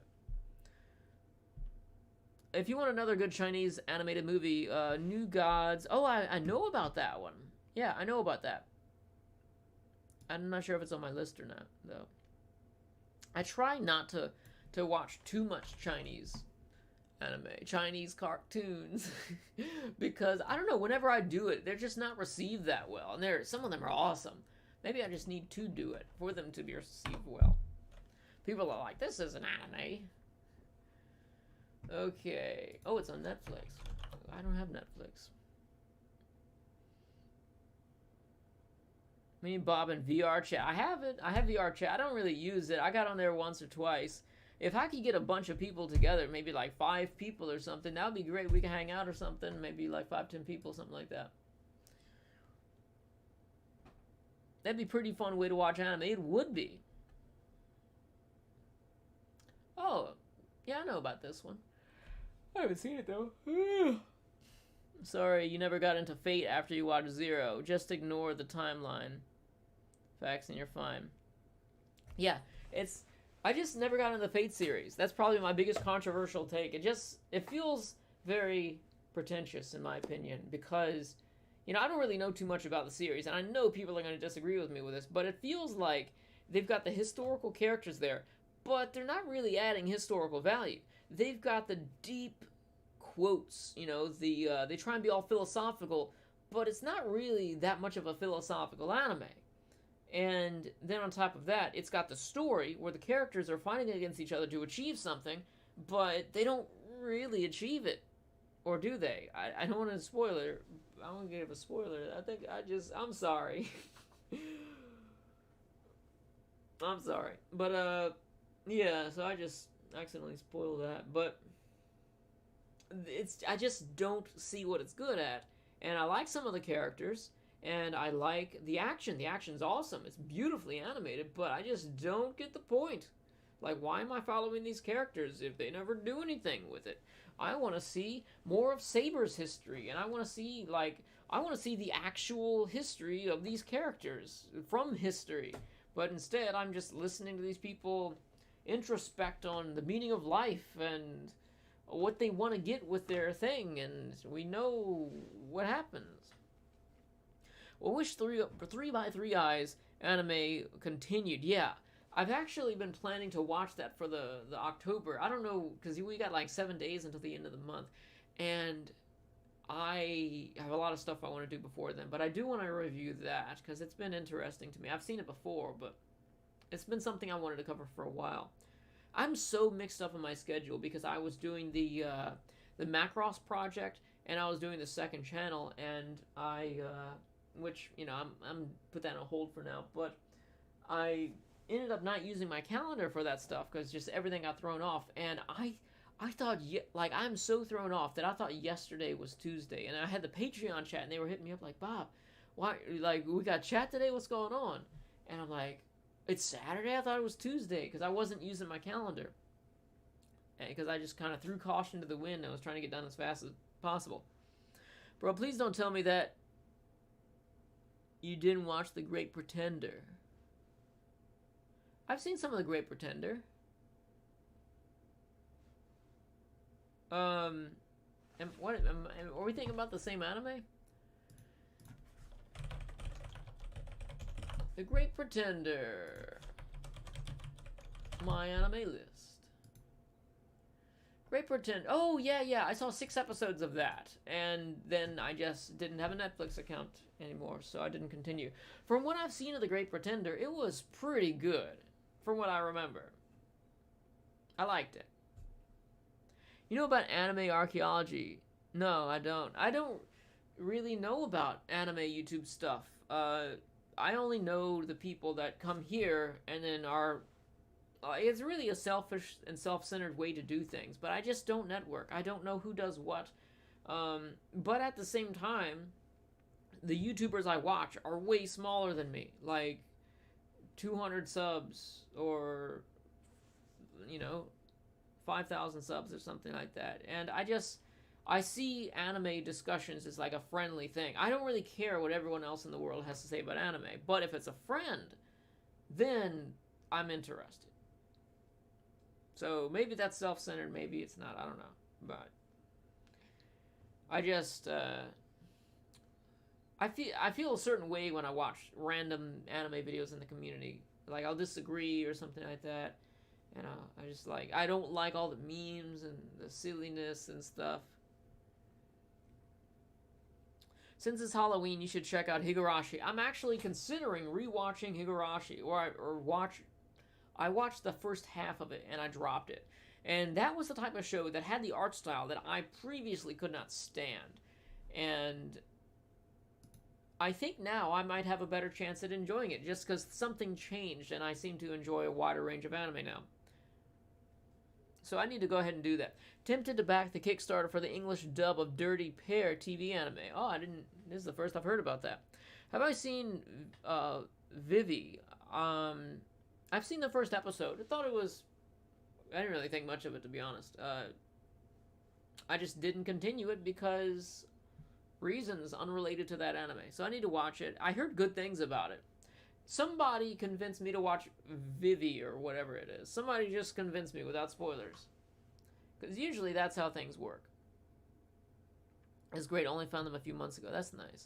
A lot of things with anime, my interest in anime is like I like to watch it, have a casual conversation about it, and then move on. But some people, not that there's anything wrong with this, like to go into the crazy amount of details on it, and I don't really care about that. I'd rather watch anime than research it. I'd also rather watch anime than hear about that sort of thing. Which is, how things got to be the way they are. Like, if people don't understand the degree that I'm secluded within the community, like I've never seen a single Filthy Frank video, or like the big people in the community, I've either seen one of their videos or none of their videos. Like I've seen one Giguk video. Like anime is a social thing for me, and if I don't really know the person as a friend, I don't care. Like, people have opinions all over the world. I'm not going to listen to everyone's. Bro, it's still hard to believe that you watch more than 1,000 anime. Yeah, my list is under 1,000 now because I go through my list and I take OVAs and things that I want to rewatch and review, and I move it to a plan to watch so that I can watch later. But I'm over 1,000 now. And it is crazy. It's surreal. But there are a lot of those that are like 2-minute anime or like 1-episode OVAs or something like that. You're one of the OGs in the anime community. I remember when you still had a ponytail. Yep. That was quite a while ago, and it's just a shame that I didn't understand my niche in the very beginning like that, because I probably could have been one of the bigger people and have 2,000 anime under my belt now. But I let certain things get to me and get negative about things. Have I watched Data Live yet? No, I haven't. Is it any good? Explain why I should watch without spoilers, because I've heard a little bit about that. Maybe a hot take. Dub for Higurashi is not that bad. Huh. There's a dub? I didn't know there was a dub. I wasn't able to watch anime because of my Wi-Fi. I really didn't like Vivey. It was poorly written in my opinion. I can't really say anything about that because I've only seen one episode. Though, I was slightly turned off by the whole time thing, because I feel like a common trope in anime is when people go back in time and do things. Like, I really don't like that. If somebody were to do it good, then yeah, I would probably like that a lot. But it seems like, especially with certain anime like Tokyo Revengers, I can't speak of whether or not that particular anime is good or bad, but I feel like it's part of the trope that's coming about, where it's not only an isekai, where it's like teleported away somewhere else, but it's like fix your life sort of anime, and it doesn't really ever do anything instructive. Like, if there is an anime about somebody doing that, get philosophical with it. Get, something that's inspirational at some extent. Don't just, because it basically it kind of panders to the people that, in my opinion, I could be wrong, that's just the way that I feel about these sort of shows, but they target the people who are miserable. And like, man, if only I could go back and change my life. You can't do that, but it's just kind of like pandering to this sort of fantasy that maybe, what if you could go back and change your life? Everything would be fixed. You can't do that. If you're going to do that sort of thing, at least be constructive in the way that maybe Welcome to the NHK was like somewhat constructive in the regard to that. Like Link Click. I started watching Link Click because some people here were telling me how great Link Click was, and then I realized it is a boys' love. It's a gay anime, and not that there's anything wrong with that, but it just doesn't suit my interest, and I quit watching it. Nothing wrong with the anime, of course. I mean, I'm glad that there's a representation of that, but it's just not for me. Like, I reviewed Yuri on Ice, and that is a boys' love anime, and it was difficult to do that, to put aside the interest, just find, because there was nothing about it that I was interested in, but to try and analyze it as a story. If there's an anime that is interesting in that regard, that I'm interested in what's going on there, then maybe I could get over that. I don't know. But I guess part of my enjoyment of anime is, in some level, relatability. Like, even if the characters aren't doing things that I understand or that I do in my life, there's always that sort of human, like the condition there that they're experiencing is something that, I don't know. It's just, not what I'm into. What is my favorite time travel anime? I can't think of a single time travel anime off the top of my head. Time travel is just a fast track for an author writing themselves into a corner. It can be. I wouldn't say that all the time, because I'd like to give benefit of the doubt to somebody who is working on something new. I didn't watch enough of Link Click to realize it was, yeah. I had a feeling about it as soon as I turned it on, and then I looked it up and saw that it was. Not that there's anything against that, but I watch anime for personal enjoyment. I didn't know Link Click had any boys love. I don't know if it does or not. I just go by like how I felt about it, and then I look something up, and other people seem to have the same feeling who watched the series. Like if you watch the opening, I feel like that is enough of a tell. Or maybe I've seen so much of that in anime. Not that I've watched a lot of it, but you'll start to watch an anime and you realize, I don't think I want to watch this. What is my... have I seen Decadence? A tasty elixir. Decadence, I have not. I do know one of my other patrons, Miasma, he really liked it, and he was doing the episodes of that, but I haven't seen it. I don't even know what it's about. But I do remember when it came out. I can't believe you let a groomer into your Discord server and let him hurt Bisky.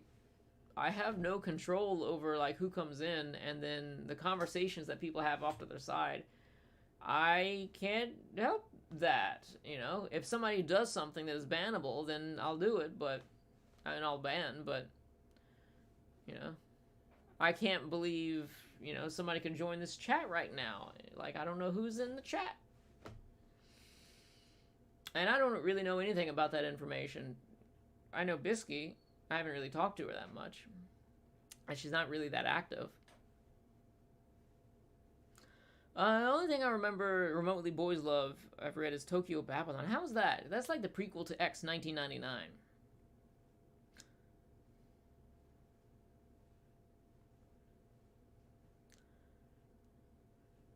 Is there There's Ray Zero. They did good with back in the time. Yeah, I haven't really seen that. I should probably give that a second chance, but it just sounds like something I wouldn't really like.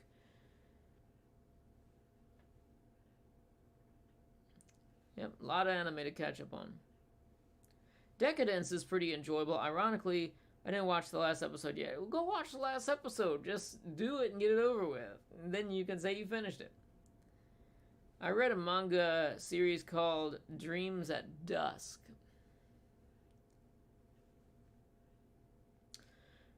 Dreams at Dusk, that's a boys love series. Normally, I didn't think I'd enjoy it, but it took me by surprise how good it was. What did you like about that one? Yeah, I don't really know much about that either, to be honest. Like the whole drama, the Discord thing. Have I seen Akuma Drive? Akudama Drive. It sounds familiar. I think I tried to watch that. Damn, I am hungry. All this talking is making me hungry. Oh, I did see that. Yeah, that was pretty awesome.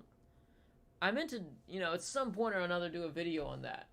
And I need to rewatch it. But Akudama Drive, it's got some awesome fights in it. And beautiful animation. A friend of mine turned me onto that. And I need to review that at some point. But when I was watching, I just wasn't watching it in the mindset of reviewing it. Watching a lot of Gundam recently. What have you been liking? I've been watching stuff like the Nora OVAs, which is infamous for its bad animation. Yeah, I was about to watch that not long ago, and then I realized, like, what am I doing? I'd rather just watch something I enjoy and then share that with people who also enjoy it. So there was a time when I just enjoyed to watch a bunch of bad anime, but I just want to watch good stuff now, for the most part. Tokyo Babylon was really good. It takes a while for it to get enjoyable on account of one character being really annoying, but the payoff was worth it. Do you know much about the anime to that? Because I think there's a short OVA. And I could be wrong, but I think there's a new Tokyo Babylon that's going to be coming out sometime soon. In terms of anime.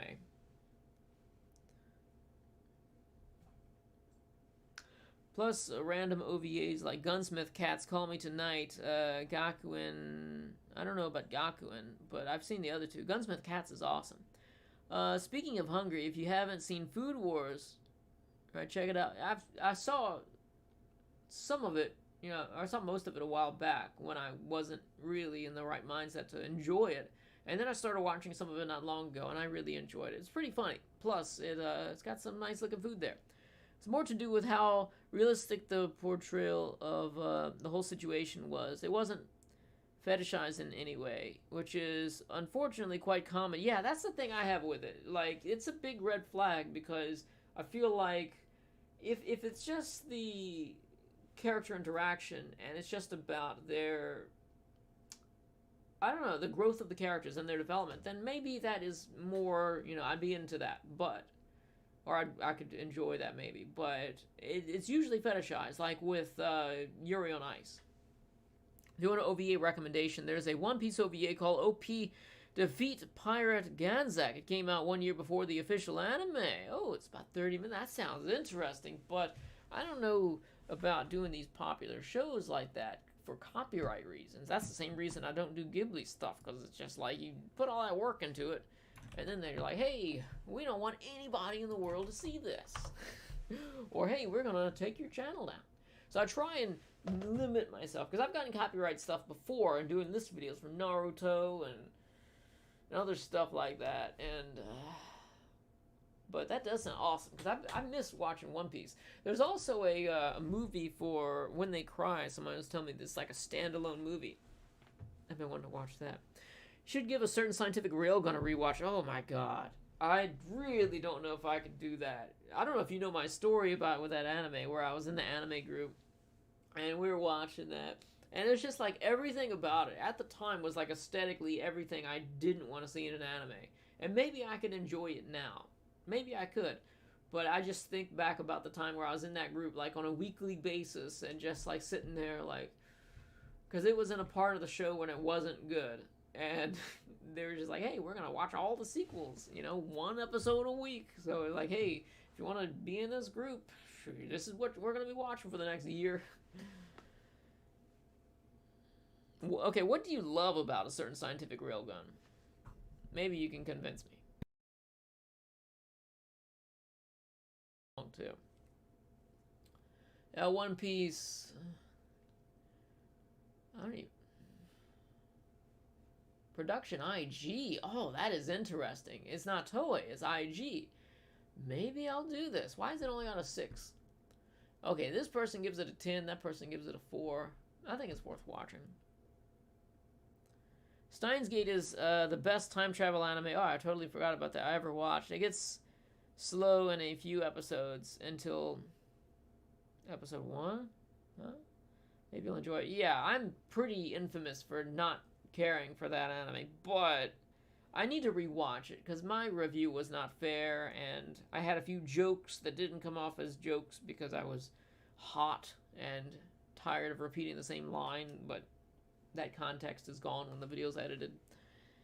Never was in a rush for a certain scientific railgun. Might watch, but I don't know. Steins Gate time travel done really well. That wasn't, what I thought about Steins Gate was that it was so far removed from the actual plot that it was hard to find it interesting, and I didn't think much of the characters because there wasn't any real development there. Like, there was an episode about a character, but it was just like, that was an alternate time frame, and that doesn't accumulate with anything.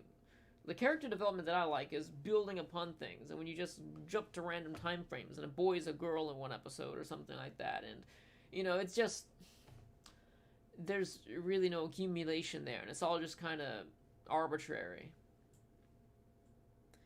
Oh, yeah, I need to watch No End. I have it. I don't know if you can see it. No End, right? I haven't seen it yet, though. Like, I watched the first episode years ago when I first got it in the mail, and I thought, I need to pay attention to this. So I'll put it on a hold for when I do, and it just kind of sat there.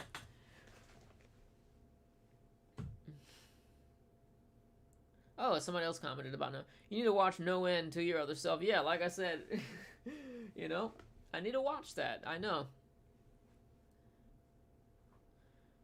Tried to get into it, then the sequels messed me up because timeline hurts. Are you talking about Scientific Railgun? Yeah, but I need to rewatch Steins Gate. I wasn't fair to that. I'm trying to get into the phase where I can, the thing is with me, I feel like it does my channel good to upload as much videos as possible with like reviews, movies, and OVAs and stuff like that. But I would also like to just, wake up at 7 o'clock in the morning and just sit there watching a series all day long. But I'm struggling with the hurdle of having my attention shift. After a couple hours of watching something, I'll get up and do something else. And then, if only I could just sit there like all day long and watch it. Then, because if you think about it, a 12-episode series is only like 6 hours. It's less than 6 hours, but so theoretically, I should be able to watch and review a 12-episode anime every day of the week. I could be daily doing 12 episodes, but it's not necessarily about the time constraints. It's about like the focus and mental energy. Railgun has memorable characters, good world building, great action. I do remember it had some good action to it when it had the action. Excellent animation that improves even more every season, and it holds my attention well. The thing is, I watched that in a time where I saw what I saw of that in a time where I kind of just expected anime. It was really closed-minded mentality where I just like looked at the whole of anime and thought, I'll just pick out the ones that already suit my taste instead of altering my taste to enjoy anime. Because nobody likes anime in the first place, where it like already suits all of their taste. They're like, what's this little thing? And they kind of just grow into it more. And I feel that's what happened.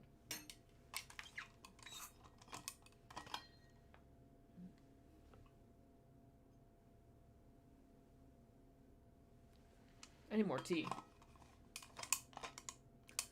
Macross songs. Firebomber. Pretty much anything Firebomber. I don't remember the exact name of the songs. Oh, I can look it up. Firebomber.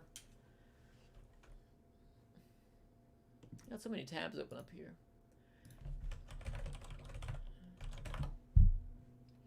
Oh. Holy Lonely Night. That's my favorite. Gotta Be My Boyfriend as a Pilot.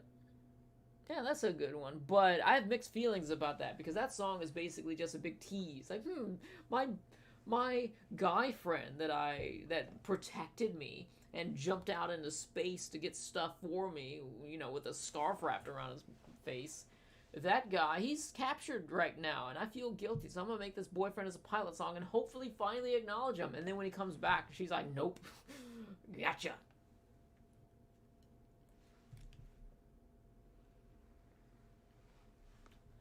Well, I think you're missing, if they've never seen anime, then you're missing a crucial piece of the puzzle, which is their interest.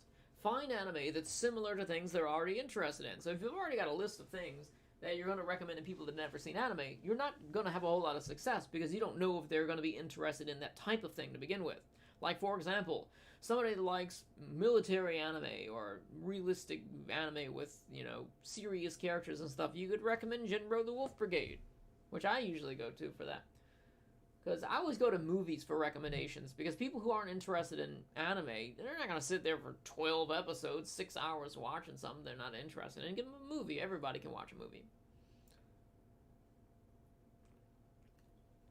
Min-Mei is the funniest girl. Yeah. I used to really dislike her. Then I met Sharon. Or Cheryl. Cheryl. I didn't like Cheryl. But I thought she had great development, though her development put her into a predicament that she had no choice but to develop, in my opinion. So it's easy to be to be kind and considerate and emotional and stuff when you're in a condition like that. Like, what are your choices? What am I drinking? This was just a green tea with citrus, ginseng, and I think ginger. But this is just water. Sponsored by Deer Park. Are you all thirsty? Come get your Deer Park. Somebody send Deer Park an email. Say, hey, you need to pay Bob some money. Cheryl versus Ronka. Ronka all the way. Like, Cheryl is clearly more attractive, but Ronka has that personality that I prefer in a woman. She is, kind of introverted and humble, and she's really down to earth with things. But Cheryl is just kind of up her own ass, to be honest. K on. I should probably try and watch that at some point too. Because I did watch the first episode of that. And thinking back on it, maybe I could enjoy it. I don't know. But I watched it, like, for me, my dislike for K-On! Is grouped with, like, an emotional thing. Because I watched it at a convention, and then that was when I realized, like, I don't fit in. I don't fit in with these people. And I think maybe I could enjoy that more. Y'all thirsty? If you were stuck on an island, you could only watch 5 anime for the next 10 years, what would they be? Do I want to say Dragon Ball? I would probably pick something super, okay, case closed. If I could keep up with it, case closed. As long as I can get the newest episodes of it, case closed. Golden Boy. I don't know, maybe I shouldn't have anything sexual there because I'm by myself, but maybe I'll need something to watch for that. But then again, that stuff has a really short shelf life and can't fap to Golden Boy. But, okay, Golden Boy, case closed, Legend of the Galactic Heroes, I don't even know, I'm bad at doing these. What's my favorite ecchi anime? Would Golden Boy be considered ecchi? If so, that. Stay thirsty, my friends. It sounds like a YouTuber quote.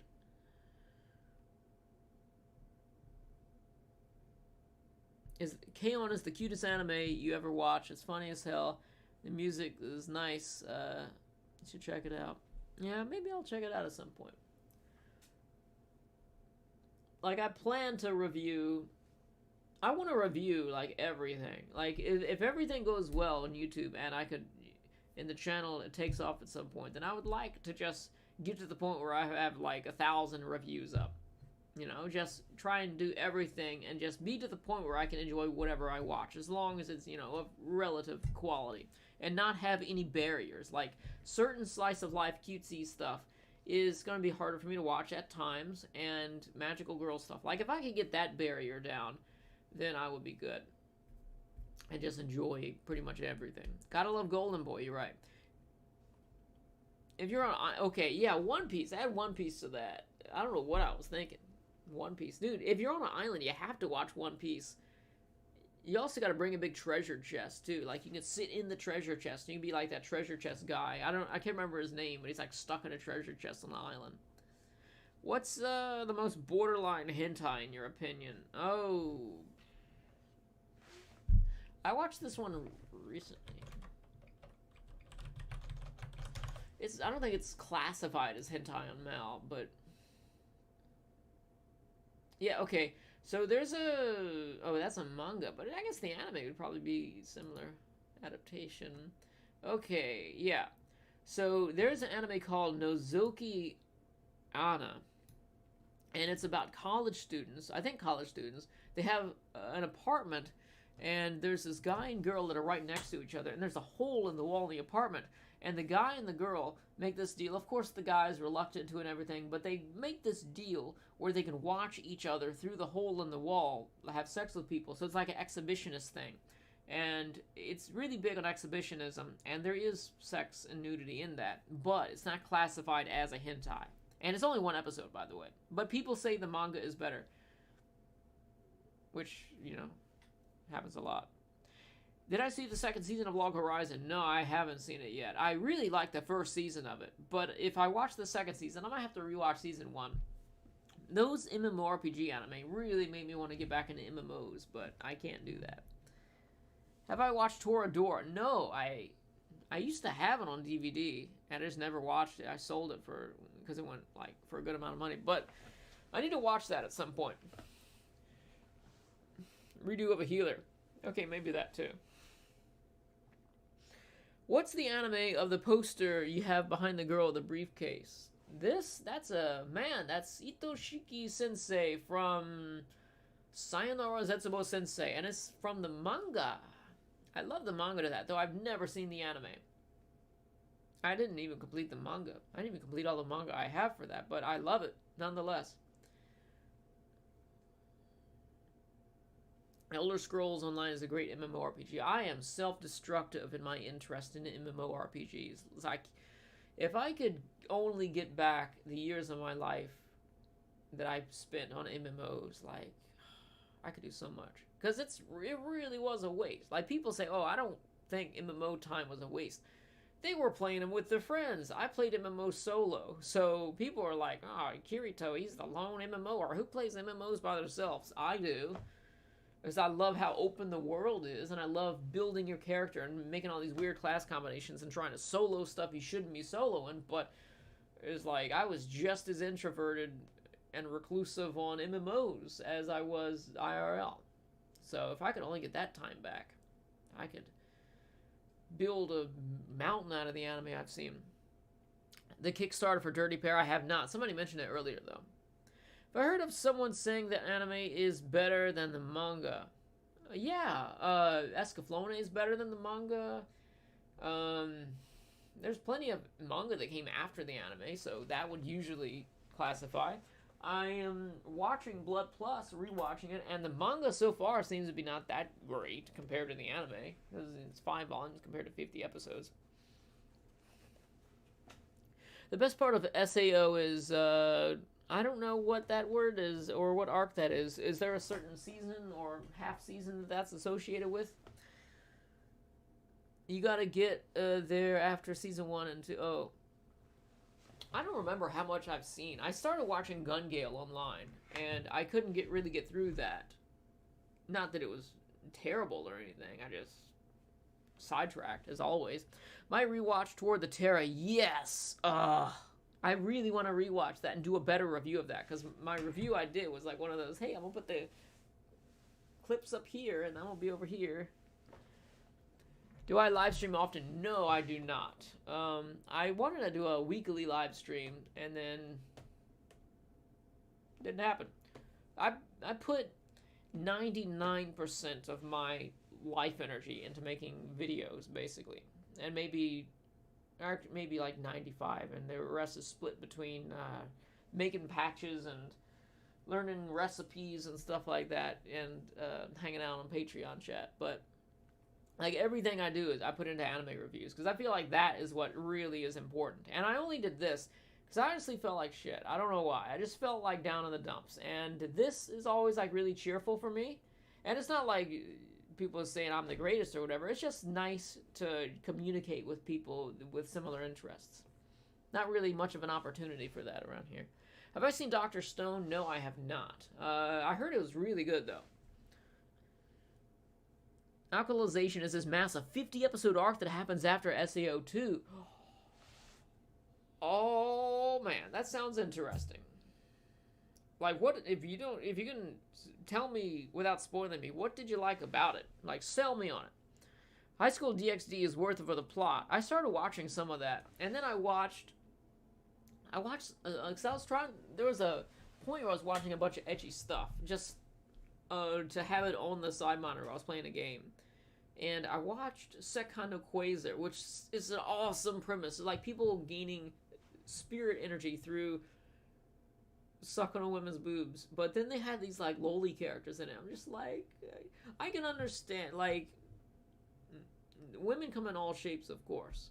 And that is a valid shape, but it's just the way they portray them. Like, they can never make a petite adult character. The adults, especially in manga, it's like the adults are like misshapen aliens or something, and then any closest thing you get to petite, is uncomfortably young, and it's just like, why do they do that?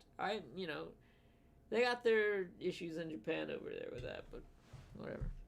Interesting that it took this long for a Dirty Pair TV to get dubbed. Like every other Dirty Pair anime got dubbed in the past. I've never seen any Dirty Pair, so I didn't really think much of it.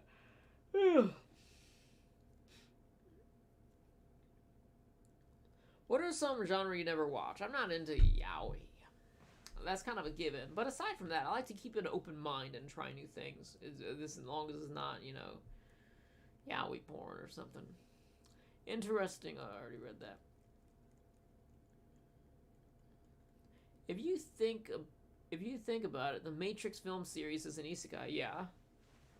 one of my favorite isekai episodes, I guess you could call it an isekai, is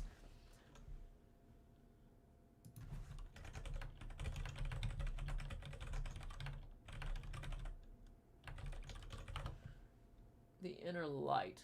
Okay, if you've got Netflix or Amazon Prime or something like that, or really any outlet to watch Star Trek, watch this one episode. And Star Trek The Next Generation, Season 5, Episode 25. My favorite episode, well, I have numerous favorite episodes, but it's like an isekai. Basically, there's a pod that's floating around in space that's containing the information of a people's culture, and it gets beamed into the brain of Picard, and he goes to there, and he lives like an entire life there in that episode. I won't say why that thing was out there, but it's really just this emotional episode. You haven't seen Angel Beats, have you? I have seen it. I should have a review of it up. Do I? I know I reviewed it, but that might have been one of the ones I took down for bad audio quality a while back. Nope. Ah, damn. That was a good anime, too. The ending was really gripping with that. But there were parts of it I didn't really care for. Like, I was hoping that the anime would be so much longer, because when they got into the point where they were showing what happened to the characters, I was so into that. I was hoping their entire class would get that. But I was also newer into anime when I saw that, and nowadays I wouldn't expect every character to get the same treatment as the protagonist, but I just was in that state of wanting more of that same anime, and I really liked Angel Beats. Though people like to hate on that stuff now. People are so fickle and flippant when it comes to hating anime. Like, in the beginning, everyone loved Sword Art Online, and everyone loved Code Geass, and now it's like become cool to hate on them. And I guess I can understand that, because I've been there, where people are hating on these shows. I've been that myself, but it's just, I forgot where I was going to go with this, but people are like, this doesn't appeal to my particular taste, and that's exactly the hurdle that I had to get over in my anime watching journey, where it's like I was trying to force anime to stretch to become what I want, instead of growing myself to enjoy more anime. Any plans for Halloween? Nope. Just watch a bunch of anime. Maybe I could pick up a horror game or something and play it in VR. Like Resident Evil 4 is, I'm just not trying to spend any money. But I could play some VR games or something, do a stream. I don't know. I always like to stream because I'm never doing anything on holidays, and maybe, I don't know. But, we'll see. Because I have a friend I watch horror movies with sometime. Maybe we'll watch something. Or maybe I'll find a horror game to stream. I don't know. Yeah, Angel Beats has a tear-jerking ending, I'll say that. You should watch the spin-off of Outlaw Star called Angel Links. I do want to check that out. 13 episodes. I've heard about it. I just never got into it.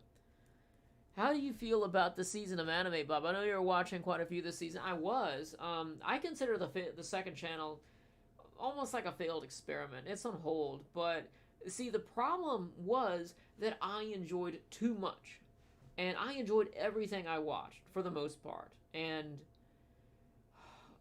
it's just like I enjoyed it, but it's just like, do I really want to keep up with this weekly and then sacrifice like the time that I could be spending on the main channel? But I just liked everything, and I don't know what to do. I just think there's no solution to staying up to date on the newest anime, because I don't watch anything unless it's for a video.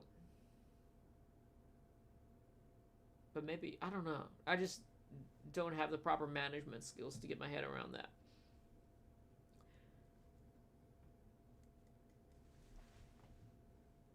Here are the comedy anime you never heard, but you should check out. Azumanga Daioh. Everybody's heard of Azumanga Daioh. I've seen much of that, if not the whole thing. Defrag. I don't think I've seen that. Kaguya-sama. Isn't everyone talking about Kaguya-sama? I look at the Kaguya-sama character designs, and I feel like this might not be for me. Or maybe I'm thinking about something else. Love is... Yeah, Kaguya-sama. Is that what I'm thinking about? You'll probably dig Dirty Pair. Fun sci-fi action comedy series about two female consultants. Yeah, I know what it is vaguely about. I just never got around to it. Tomorrow's Joe, I really want to watch that. I was like 12 or so episodes into that, and I was really enjoying it, but that was during a time when I was stretched a little too thin with anime. I need to get back on schedule with my daily videos because I had such a good thing going. I bought this calendar here. It's a big desk calendar, and I had so many things written down on it, and it was nice. But then the Macross project, I was really wore out by watching so many long series back to back without the movies in between, because there's like also the stress mounting up of not having videos to upload every day. The only anime I've been watching weekly is 86. I need to get on that. That's one that I plan on reviewing this season as soon as it ends. Pick 3 series from every season. I could do that, but yeah, I could do that. But this also comes down to when do I watch it? How will I go about keeping the information fresh in my mind? Because when I make videos about it, I kind of remember it better, and when I take notes and stuff. But if I just were to watch it without doing the video related stuff to it, I might forget certain things and then be ridiculed for, Bobby, you forgot this. Have I ever seen Tokyo Tribe 2? I have not seen that, but it sounds interesting from what I remember. Understandably, it seems like you stress out to upload videos daily. Have I considered uploading videos every other day? I just try and do as much as humanly possible because I realize that this, I'm giving YouTube 100%, like literal 100%, just putting everything I have into YouTube. And there's a point, maybe in a couple months, maybe in a year or so, that I won't be able to do it anymore. And I don't know, because it's just like I'm not making any money on it, and I'm putting all my time and effort into it. So I'm hoping that it will eventually get to a nexus where I can eventually pay my bills with it. But if I get to the point where I can't do YouTube anymore, I will at least like to say I gave it my all and just did as much as humanly possible. And the only way that I can really say that is by just doing as many videos as possible about quality anime, good anime. And if it's short OVAs or movies and with series in between, then that's fine. Like, I watch a couple episodes of a series every day, and then it's so easy. Just watch a 30-minute OVA, make a video about that super quick, and then you just go back to watching the series. So it's not really that big of a deal.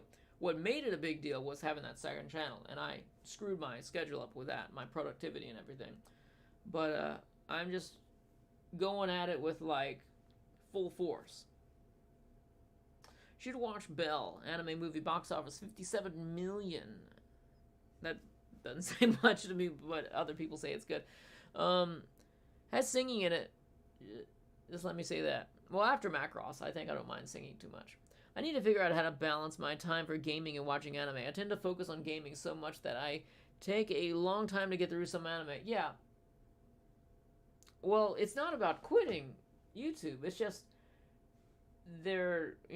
I'm doing this and I still have bills to pay, but I'm not making any money. So I need to, with this window of opportunity that I have, because I have money from other things that will not last long. I don't know how long it'll last, because it's unpredictable, what's going to happen in the future. So I'm just giving it 100%.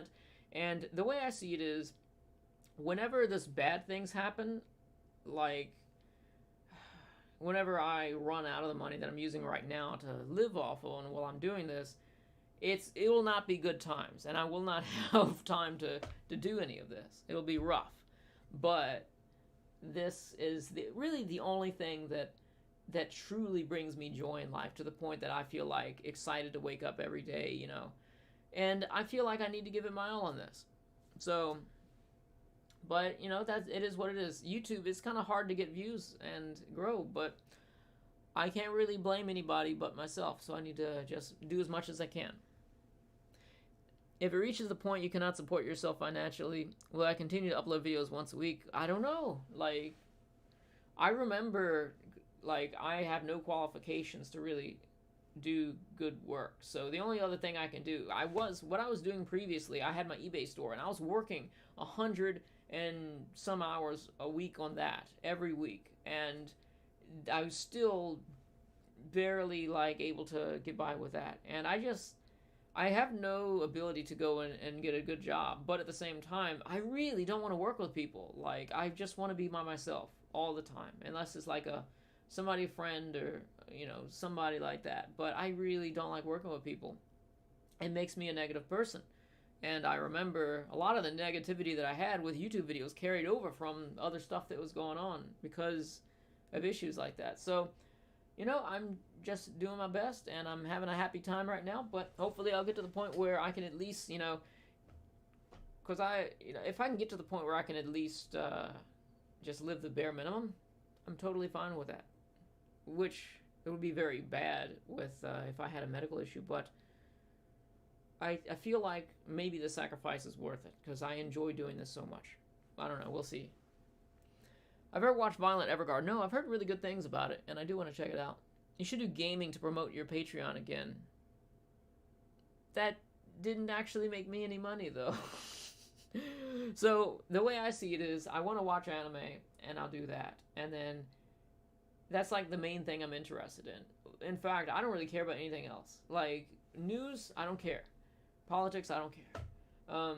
What movies are coming out? I don't care. What's on TV? I don't care. Like, all I really care about is anime. And anything else that's not anime has a certain place in my life. Like, video games. I just do that as a break from working on anime stuff. And the way that I turned is like complete devotion to it. It's like I've totally turned everything that I have over to this. And I just hope that even if it doesn't work out, that I'll have a series of videos out there that hopefully will continue to allow people to find anime for many years to come. And that's really the main thing. Put you on Genshiken. I really want to watch, it was really fun to watch, even though I didn't enjoy the last season as much. Yeah, the last season gets a little dark, but I'm glad you enjoyed Genshiken. Have I ever watched High Score Girl? It's based on early 90s arcade culture. I started to watch it, but the CG art style really turned me off to it. TV is boring now, yeah. Try Dark Souls. I beat Dark Souls in a stream. I made some pretty decent money with it, but, you know, the thing is, it's if you just do the things that only make you money, like if you're just chasing a buck here and there, you're not really building anything. Like, if I had millions of dollars, I would still do YouTube the way I'm doing it now. Maybe a little, I probably would put 90% of my energy into it instead of 100, but I would not be a game streamer. I realize that gaming is like a private thing to me that I enjoy, and maybe occasionally I'll stream it or something like that, but it's just a private thing that I enjoy. I like to lay down and just relax and play an RPG or something like that. Yeah. Dark Souls is overrated trash. I don't see how that is remotely true. It's a really good game, and its mechanics are kind of janky, but it challenges you in that way, in my opinion. Yeah, that seems like a good comment to retract, so I don't blame you on that one. Trickster. I've never seen Trickster. I don't even know what that is. Have I seen another? I have not, but that was part of my list of series to watch and review that I don't know if I'll be able to get done before October or not. We'll see. Came in late. Do you make anime money on your anime videos? I do. I kind of shoot myself in the foot with it because none of my videos are over 8 minutes, and the videos that are over 8 minutes, I don't put ads in the middle of the videos on. I turn that off because I would rather somebody learn more about an anime instead of being turned away by an ad. So I'd rather have that. And I have really high retention rate because of the way I do the videos. So it's not much. Like, it's probably like $100 a month, maybe $80 to $100 a month. Not counting donations with YouTube ads alone. But that's fine because I got other things going on. It's fine for right now, but I'm just thinking about long term. If I can't make it work long term, then I will at least have contributed something that is beneficial to anime fans. And I don't think there's anything regrettable with that. Another is worth a watch for Halloween. It's really good. Yeah, I hear about that. Right now I'm in the middle of I should probably mention this again in case you guys are new. But I'm currently in the middle of rewatching Blood Plus. I don't know if I will continue that or not because it's a rewatch for me. And as much as I want to review that, it's a rewatch, and I'm not enjoying it as much as my first time. And I'm also watching for the first time Ghost Hound, and I'm 2 episodes into that, and I am just blown away by this. I really love it. Oh my goodness. It feels like so far it feels like it could be 9 out of 10 material for me. I watched EVA 3+1 the other day. Wasn't as good as I've heard as it is. Yeah, it's all subjective, but I really liked it for the character development and whatnot. I know it's not really an anime per se. Do you like DC animated films? I have zero interest in comic book stuff. In fact, this is like I said earlier. If it's not anime, then I couldn't care less at this point. Like, even outside of video games, my only form of entertainment outside of video games, as long as it's not like random YouTube videos and stuff, is playing PS2 games and then playing VR games. It's like, in terms of modern games, I'm a pure VR gamer, and I just play PS2 games outside of that. Like, I built this $2,000 computer earlier this year, and I've probably played, in terms of PC, not VR games, probably played maybe 20 minutes of games on it. Like, I seriously don't care. Anime is like my main thing. Hey, Car, how you doing? Hey, Car, I remember a while back you sent me this anime encyclopedia book. You know, there's a YouTuber, Shabes. He's actually doing live streams and going through all the encyclopedia. He's reviewing that, but it's like a series of longer videos he's doing on it. I don't know if you're interested in that or not. I just remember that you sent me that a while back. I really enjoy your Macross videos. I like how analytical I was. Oh, thank you. I didn't really think that I was being analytical in it. I was just trying to present things in a way that would be enticing for new people, but also at the same time not spoil things, because I'm talking about a big series there. What PS2 games am I playing then? On occasion, I will play PS2. I play Downhill Domination, which is a pretty fun, fast-paced game to go downhill that I'm still new on. And I play races of that in between, like, mental... Like, sometimes I get really overburdened by the amount of... I feel like I need to take my mind away, and I play that. But I've also been playing a little bit of... I started a new file on... I can't remember what the name of it is, but it's like a visual novel RPG on the PS2. It starts with an A. There's 2 of them. I'm playing the first one. And I thought it was cool to play that alongside with, you know, taking breaks from Macross, because it's got a singer in there. Glad you got to enjoy it. Yeah. I thought it was pretty cool. But I just mentioned that other YouTuber. That was worth picking up. What do I use to record and edit my videos? I use Premiere to edit my videos, and then I use a camera over here.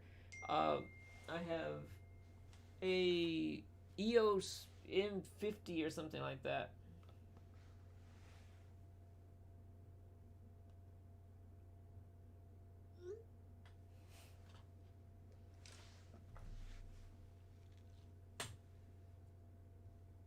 Revolutionary Girl Lieutenant. I need to try that out again. What's the channel doing? Oh, it's called Shabes, SHAYBS. I actually did a podcast with him, but nobody can watch it because it's a Patreon thing. I don't know why he just did it for Patreon, but... I mean, it's cool for his patrons, but I want to be able to see what people said about it. But I guess that's kind of a selfish thing to say. But I just wish more people could see it, because he's a really cool guy, I think. Actually works. I didn't know this, but he works for Discotech. He does, like, credits and stuff at the end of the video. Like, he'll translate credits, or he will create the credits in After Effects. And the crazy thing is that I didn't realize it, but my level of ability... The downside of having 2 phones is when people blow it up, they really blow it up.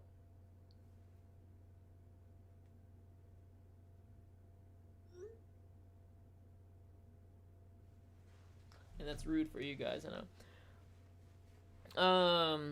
Have I ever seen Beastars? I watched a little bit of that, and I quit because I really did not like that. What was that girl? She was a total thought, and I couldn't get into that.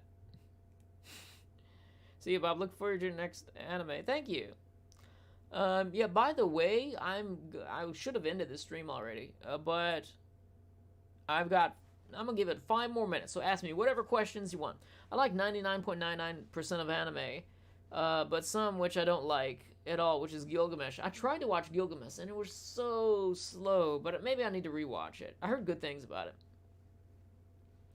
Do I prefer digital or physical? Well, I don't have the income to have a nice, juicy collection. I mean, it's a big collection, but I've been collecting for a long time. I would prefer to just have a massive anime collection, but online is just so convenient. Plus, you get it like straight out of Japan. Just watch its subtitles. You don't got to deal with nothing. And in my opinion, I feel like if anime production or anime licensing companies are not producing physical media, they have no reason to exist. If they're not dubbing it, and if they're not putting it in theaters or TV, then there's really no reason for them to do it. They're just a middleman. I'd rather just throw money at Japan directly instead of having to go through middleman, especially when they're translating anime that you don't like in a way that you don't like. Like with all the slang, modern slang they use in anime. It's like, I don't want to sit here and have to Google stuff. I guess some people would have to Google stuff if they're not proficient in English, but I just don't want to have to Google slang. Bob, how can my feet smell if they don't have noses? Ah, that's a good question. I don't know what to tell you. See you later. Look for your next review. Thanks, Jack. Thanks for stopping by. Congrats on completing 1,000 anime series. Thank you. Yeah, it feels pretty crazy. I didn't say I was leaving immediately. I said I was leaving in 5 minutes. Just ask whatever questions you have. Yep, so I use Premiere to edit the videos, and I've got a Canon M50. I spent probably close to maybe... How much money did I spend? I spent a lot of money on video editing stuff earlier this year, before I even got into the daily videos. Because I knew, like, I want to get as much as possible in terms of, like, making videos convenient for me to do. So I probably spent maybe $5,000, $6,000 on stuff just for the sake of doing videos. And I don't think I mentioned that before, but that's how much I love doing it, and how much I miss doing it. Maybe you haven't watched Harem in a while. You should check out Date Alive. I heard about that. I haven't seen it. It's been a while since I've watched a harem anime also. Hope you keep finding hidden gem anime. I hope so too. I hope I never run out. 1,000 anime. Holy shit. Yeah, 1,000 completed anime. That counts movies and OVAs, one episode OVAs, and 30-minute shorts and things like that, as well as longer series. Yeah, so myanimelist.com or animelist.net/Bobsamurai. Just Google myanimelist Bobsamurai. So what was your first ever anime? My first ever anime was Voltron when I was a kid, but the first ever anime I knew was anime was Samurai X Trust and Betrayal. A friend let me borrow the VHS cassette. Funny enough, I got into anime. A lot of people get into anime through cable TV and stuff like that. I should probably not tell this story anymore. Hey, Zach. Thank you. I appreciate you so much, Zach. A lot of people get into anime through TV, but I got into it through a big bag of bootlegs. This dude I know came fresh from China, and I bought him some food because he was starving, and he was like, hey, let me give you some anime. And he gave me like this huge bag of burned anime discs, and that was a great start to anime right there. Any plans for another big project like the Macross Beginner's Guide? Yeah, I would like to do more like that, but I currently don't have the longevity to do it because it is stressful to do that. As much as I enjoyed doing the Macross, it was stressful because it was the same thing over and over again, because there's the formula to the story, and it was a good formula, but if I were to do other anime series like that, I don't know, because I don't know if there will be enough variety there, but I am open to doing more of that, as long as I can enjoy myself. See, my dilemma with the Macross project was I was currently doing one series review a week, and people don't like mech. Every time I upload a mech video, I just lose like 10, 15 subs, and I wish it wasn't that way. So my thought was, I'm thinking in the grand scheme of things with the channel, like in 5 years, what's it gonna come about? Like, what's the best thing for the channel in years? So I was thinking, okay, if I do one series review a week, which I'm trying to change that and do more, I don't want it to be every single week Macross. I thought that would be more detrimental, because it's like every series review is Macross for months and months. So I decided to just cram it all together and do it like that. But that was kind of stressful for me because I was missing out on other videos. Have you seen Komi Can't Communicate? I've also heard the translation is bad for that. It looks really good. I've seen some clips and it seems like a very emotional anime, and I really want to watch that. Isn't it on Crunchyroll Front 8? I don't know. I don't even like to mention the names of these companies. Nothing like personal or whatever, but they, I don't exist to them, and I guess it may as well be vice versa. Are your streams daily? No, I do this I do it whenever I feel like doing it, and I did it today just because I was feeling a little down and I needed a little motivation, and this is perfect motivation. Now I feel good to watch anime for the rest of the night and work on videos. If I did daily streams, there'd be no way I have enough interesting to say. You're pretty spontaneous in your new life endeavors and hobbies. I'm pretty spontaneous with everything. I just kind of do whatever. Like, somehow or another I ended up with an embroidery machine and I started doing this. And I like it, but it's just kind of a random thing. And people have noted that about me. Like, if they don't talk to me for a couple months, it's like, hey, you're a different person now. But I never really enjoy things the way I enjoy anime. And I feel like a lot of our stress comes from our choices, because I will try and do streaming of video games and stuff like that, and try and do other like live discussion videos and stuff like that, just because it interests me. But everything is going to be interesting to us to a certain degree, but you just got to find that one thing and pursue it, and that's what I realized with anime. Miruko-chan, yeah.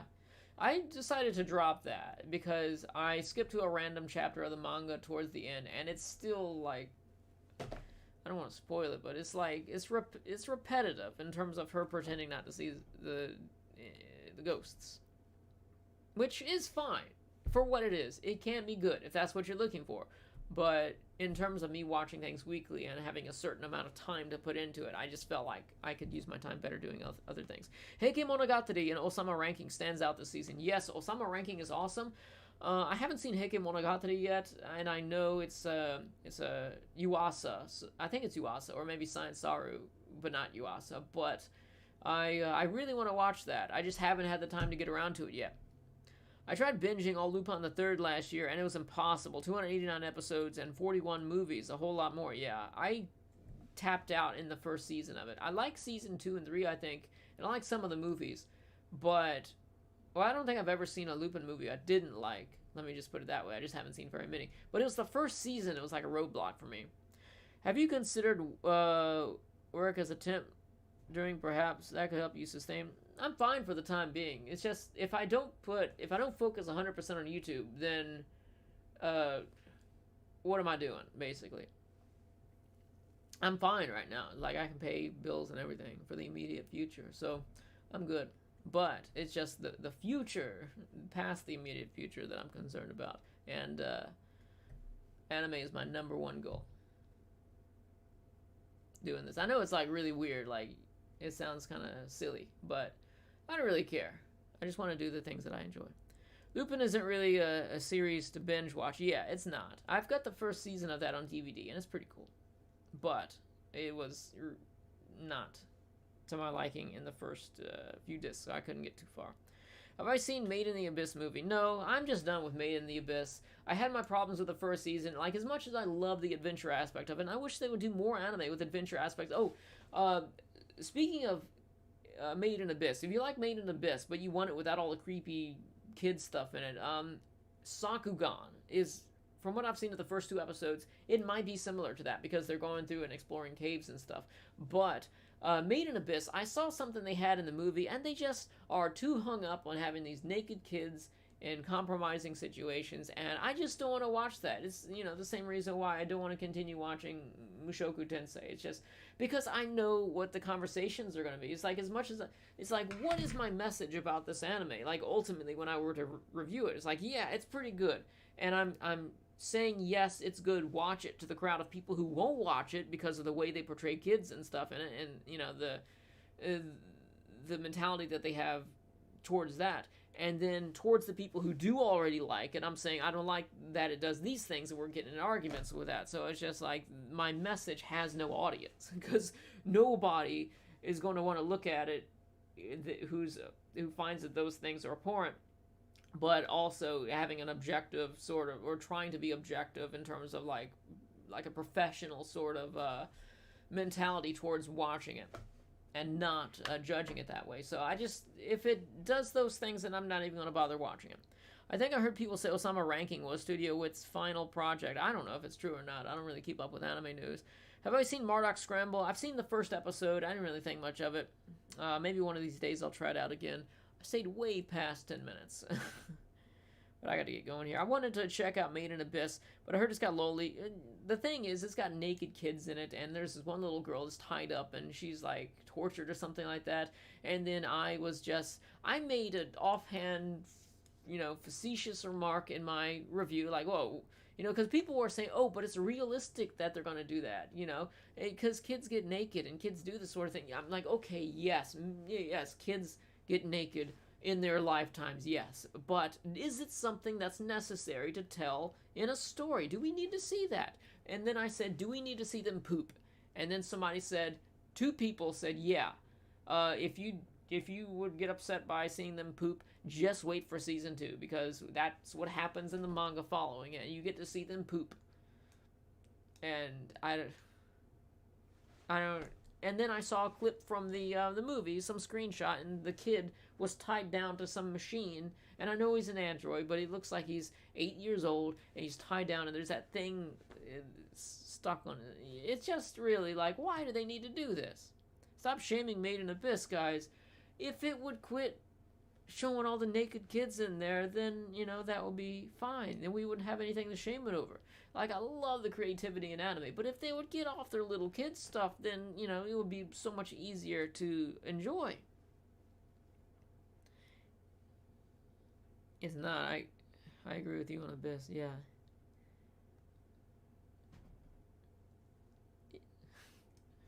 Like, I'm not even going full detail on the stuff they do there, because I know everything I say is being transcribed and then being used as tags, and those tags kind of affect your channel on YouTube. You've been spoiled, yeah. Spoiled about kids pooping. But, yeah, it's really disgusting when they do that. And it's a shame, because I really loved everything else about the anime. Sounds like I made a good choice skipping Made in Abyss. It's just, like, I can't give a good reason for somebody to watch it because of that stuff. Yeah, it's a beautiful art style. It's adventure, and it's wholesome, and it really does a lot of things that I wish other anime did, but it does also a lot of the things I wish other anime would quit doing. Yeah, what's with the Japanese and making weird stuff about kids? It's a cultural thing, and it's not as negative as we perceive it. Like, they don't see it the way that we see it, I don't think. But at the same time, it's hard for me to inflect on that, really, because I'm just seeing it the way I see it. I don't know the cultural thing, and I can't pretend to. Like, I know there's the age of consent was 13 for a long time. I don't know if it still is or not. And then there's the public bathing, and then there's the like, you can watch videos about Japan from the 1980s and whatever. Not 1980s, but it's like 1950s or whatever. And it's like the dads are bathing with the little daughters and stuff. And there's this closeness that they have where they don't really see nudity the same way that we see it anymore. The way that we see it. So it's like a totally different culture about it. But still, the way that they portray these things, like, say, for example, Goku and Dragon Ball, everyone's like, oh, well, Goku, he's got his little wiener out, but it's different. It's not, like, sexualized in a way, and it's not done for the sake of being edgy. It's just, like, it's a little cutesy thing, and there's always a difference. There's, like, a double standard with guys and that sort of thing, and I don't really care about that so much. And if other anime did it the way Dragon Ball did it, then that would be fine. But if you're tying up little kids that are naked and stuff, then we're getting into bad territory. Akame got killed. Have I read it? No, I have not read it, but I've seen the anime and was not that big of a fan of the anime, but I heard the manga was much better. Can you give us a little info on what's next for you? Currently, I'm working on a bunch of horror anime.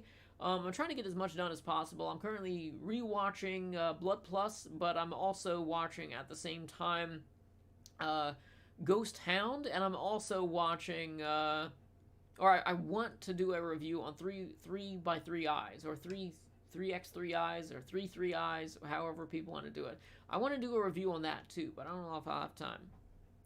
And I'd also like to, you know, there's a lot of things I'd like to do, but right now I'm working on Blood Plus and Ghost Hound. I remember watching something as innocent as My Neighbor Totoro, and the bathing scene, the dad and the kids was really awkward. Yeah, see, that is, from what I remember, that is different, because that's like a cultural thing, and it's innocent. Kamui no Kin is Kino. Huh? Kamui no Ken is Kino. Kamui no Ken, Dagger of Kamui is Kino? Huh? I don't know what you mean. Yeah, but I gotta get going here. I really don't want to leave because I'm enjoying this too much, but I gotta get back to watching anime. And I want to say thanks to everyone who donated. Really appreciate all that. If you really like the videos and stuff and the stuff that I've done, you know, Patreon, and support the channel. Or, for those of you who buy anime, check the links in the description. There are affiliate links. I really don't push this in my videos, so I guess I shoot myself in the foot. So I have affiliate links for TeePublic, which often has $13 t-shirts like I get like this, and also Right Stuff. So people who shop from Right Stuff, click the links. It's at no cost to you, and I make like 5%, 10% commission or something like that. Anyways, I do appreciate you all and all your positivity, because it really did help me out a lot, and I feel much better after doing the stream. But I'll see you guys I don't want to say tomorrow, but next time.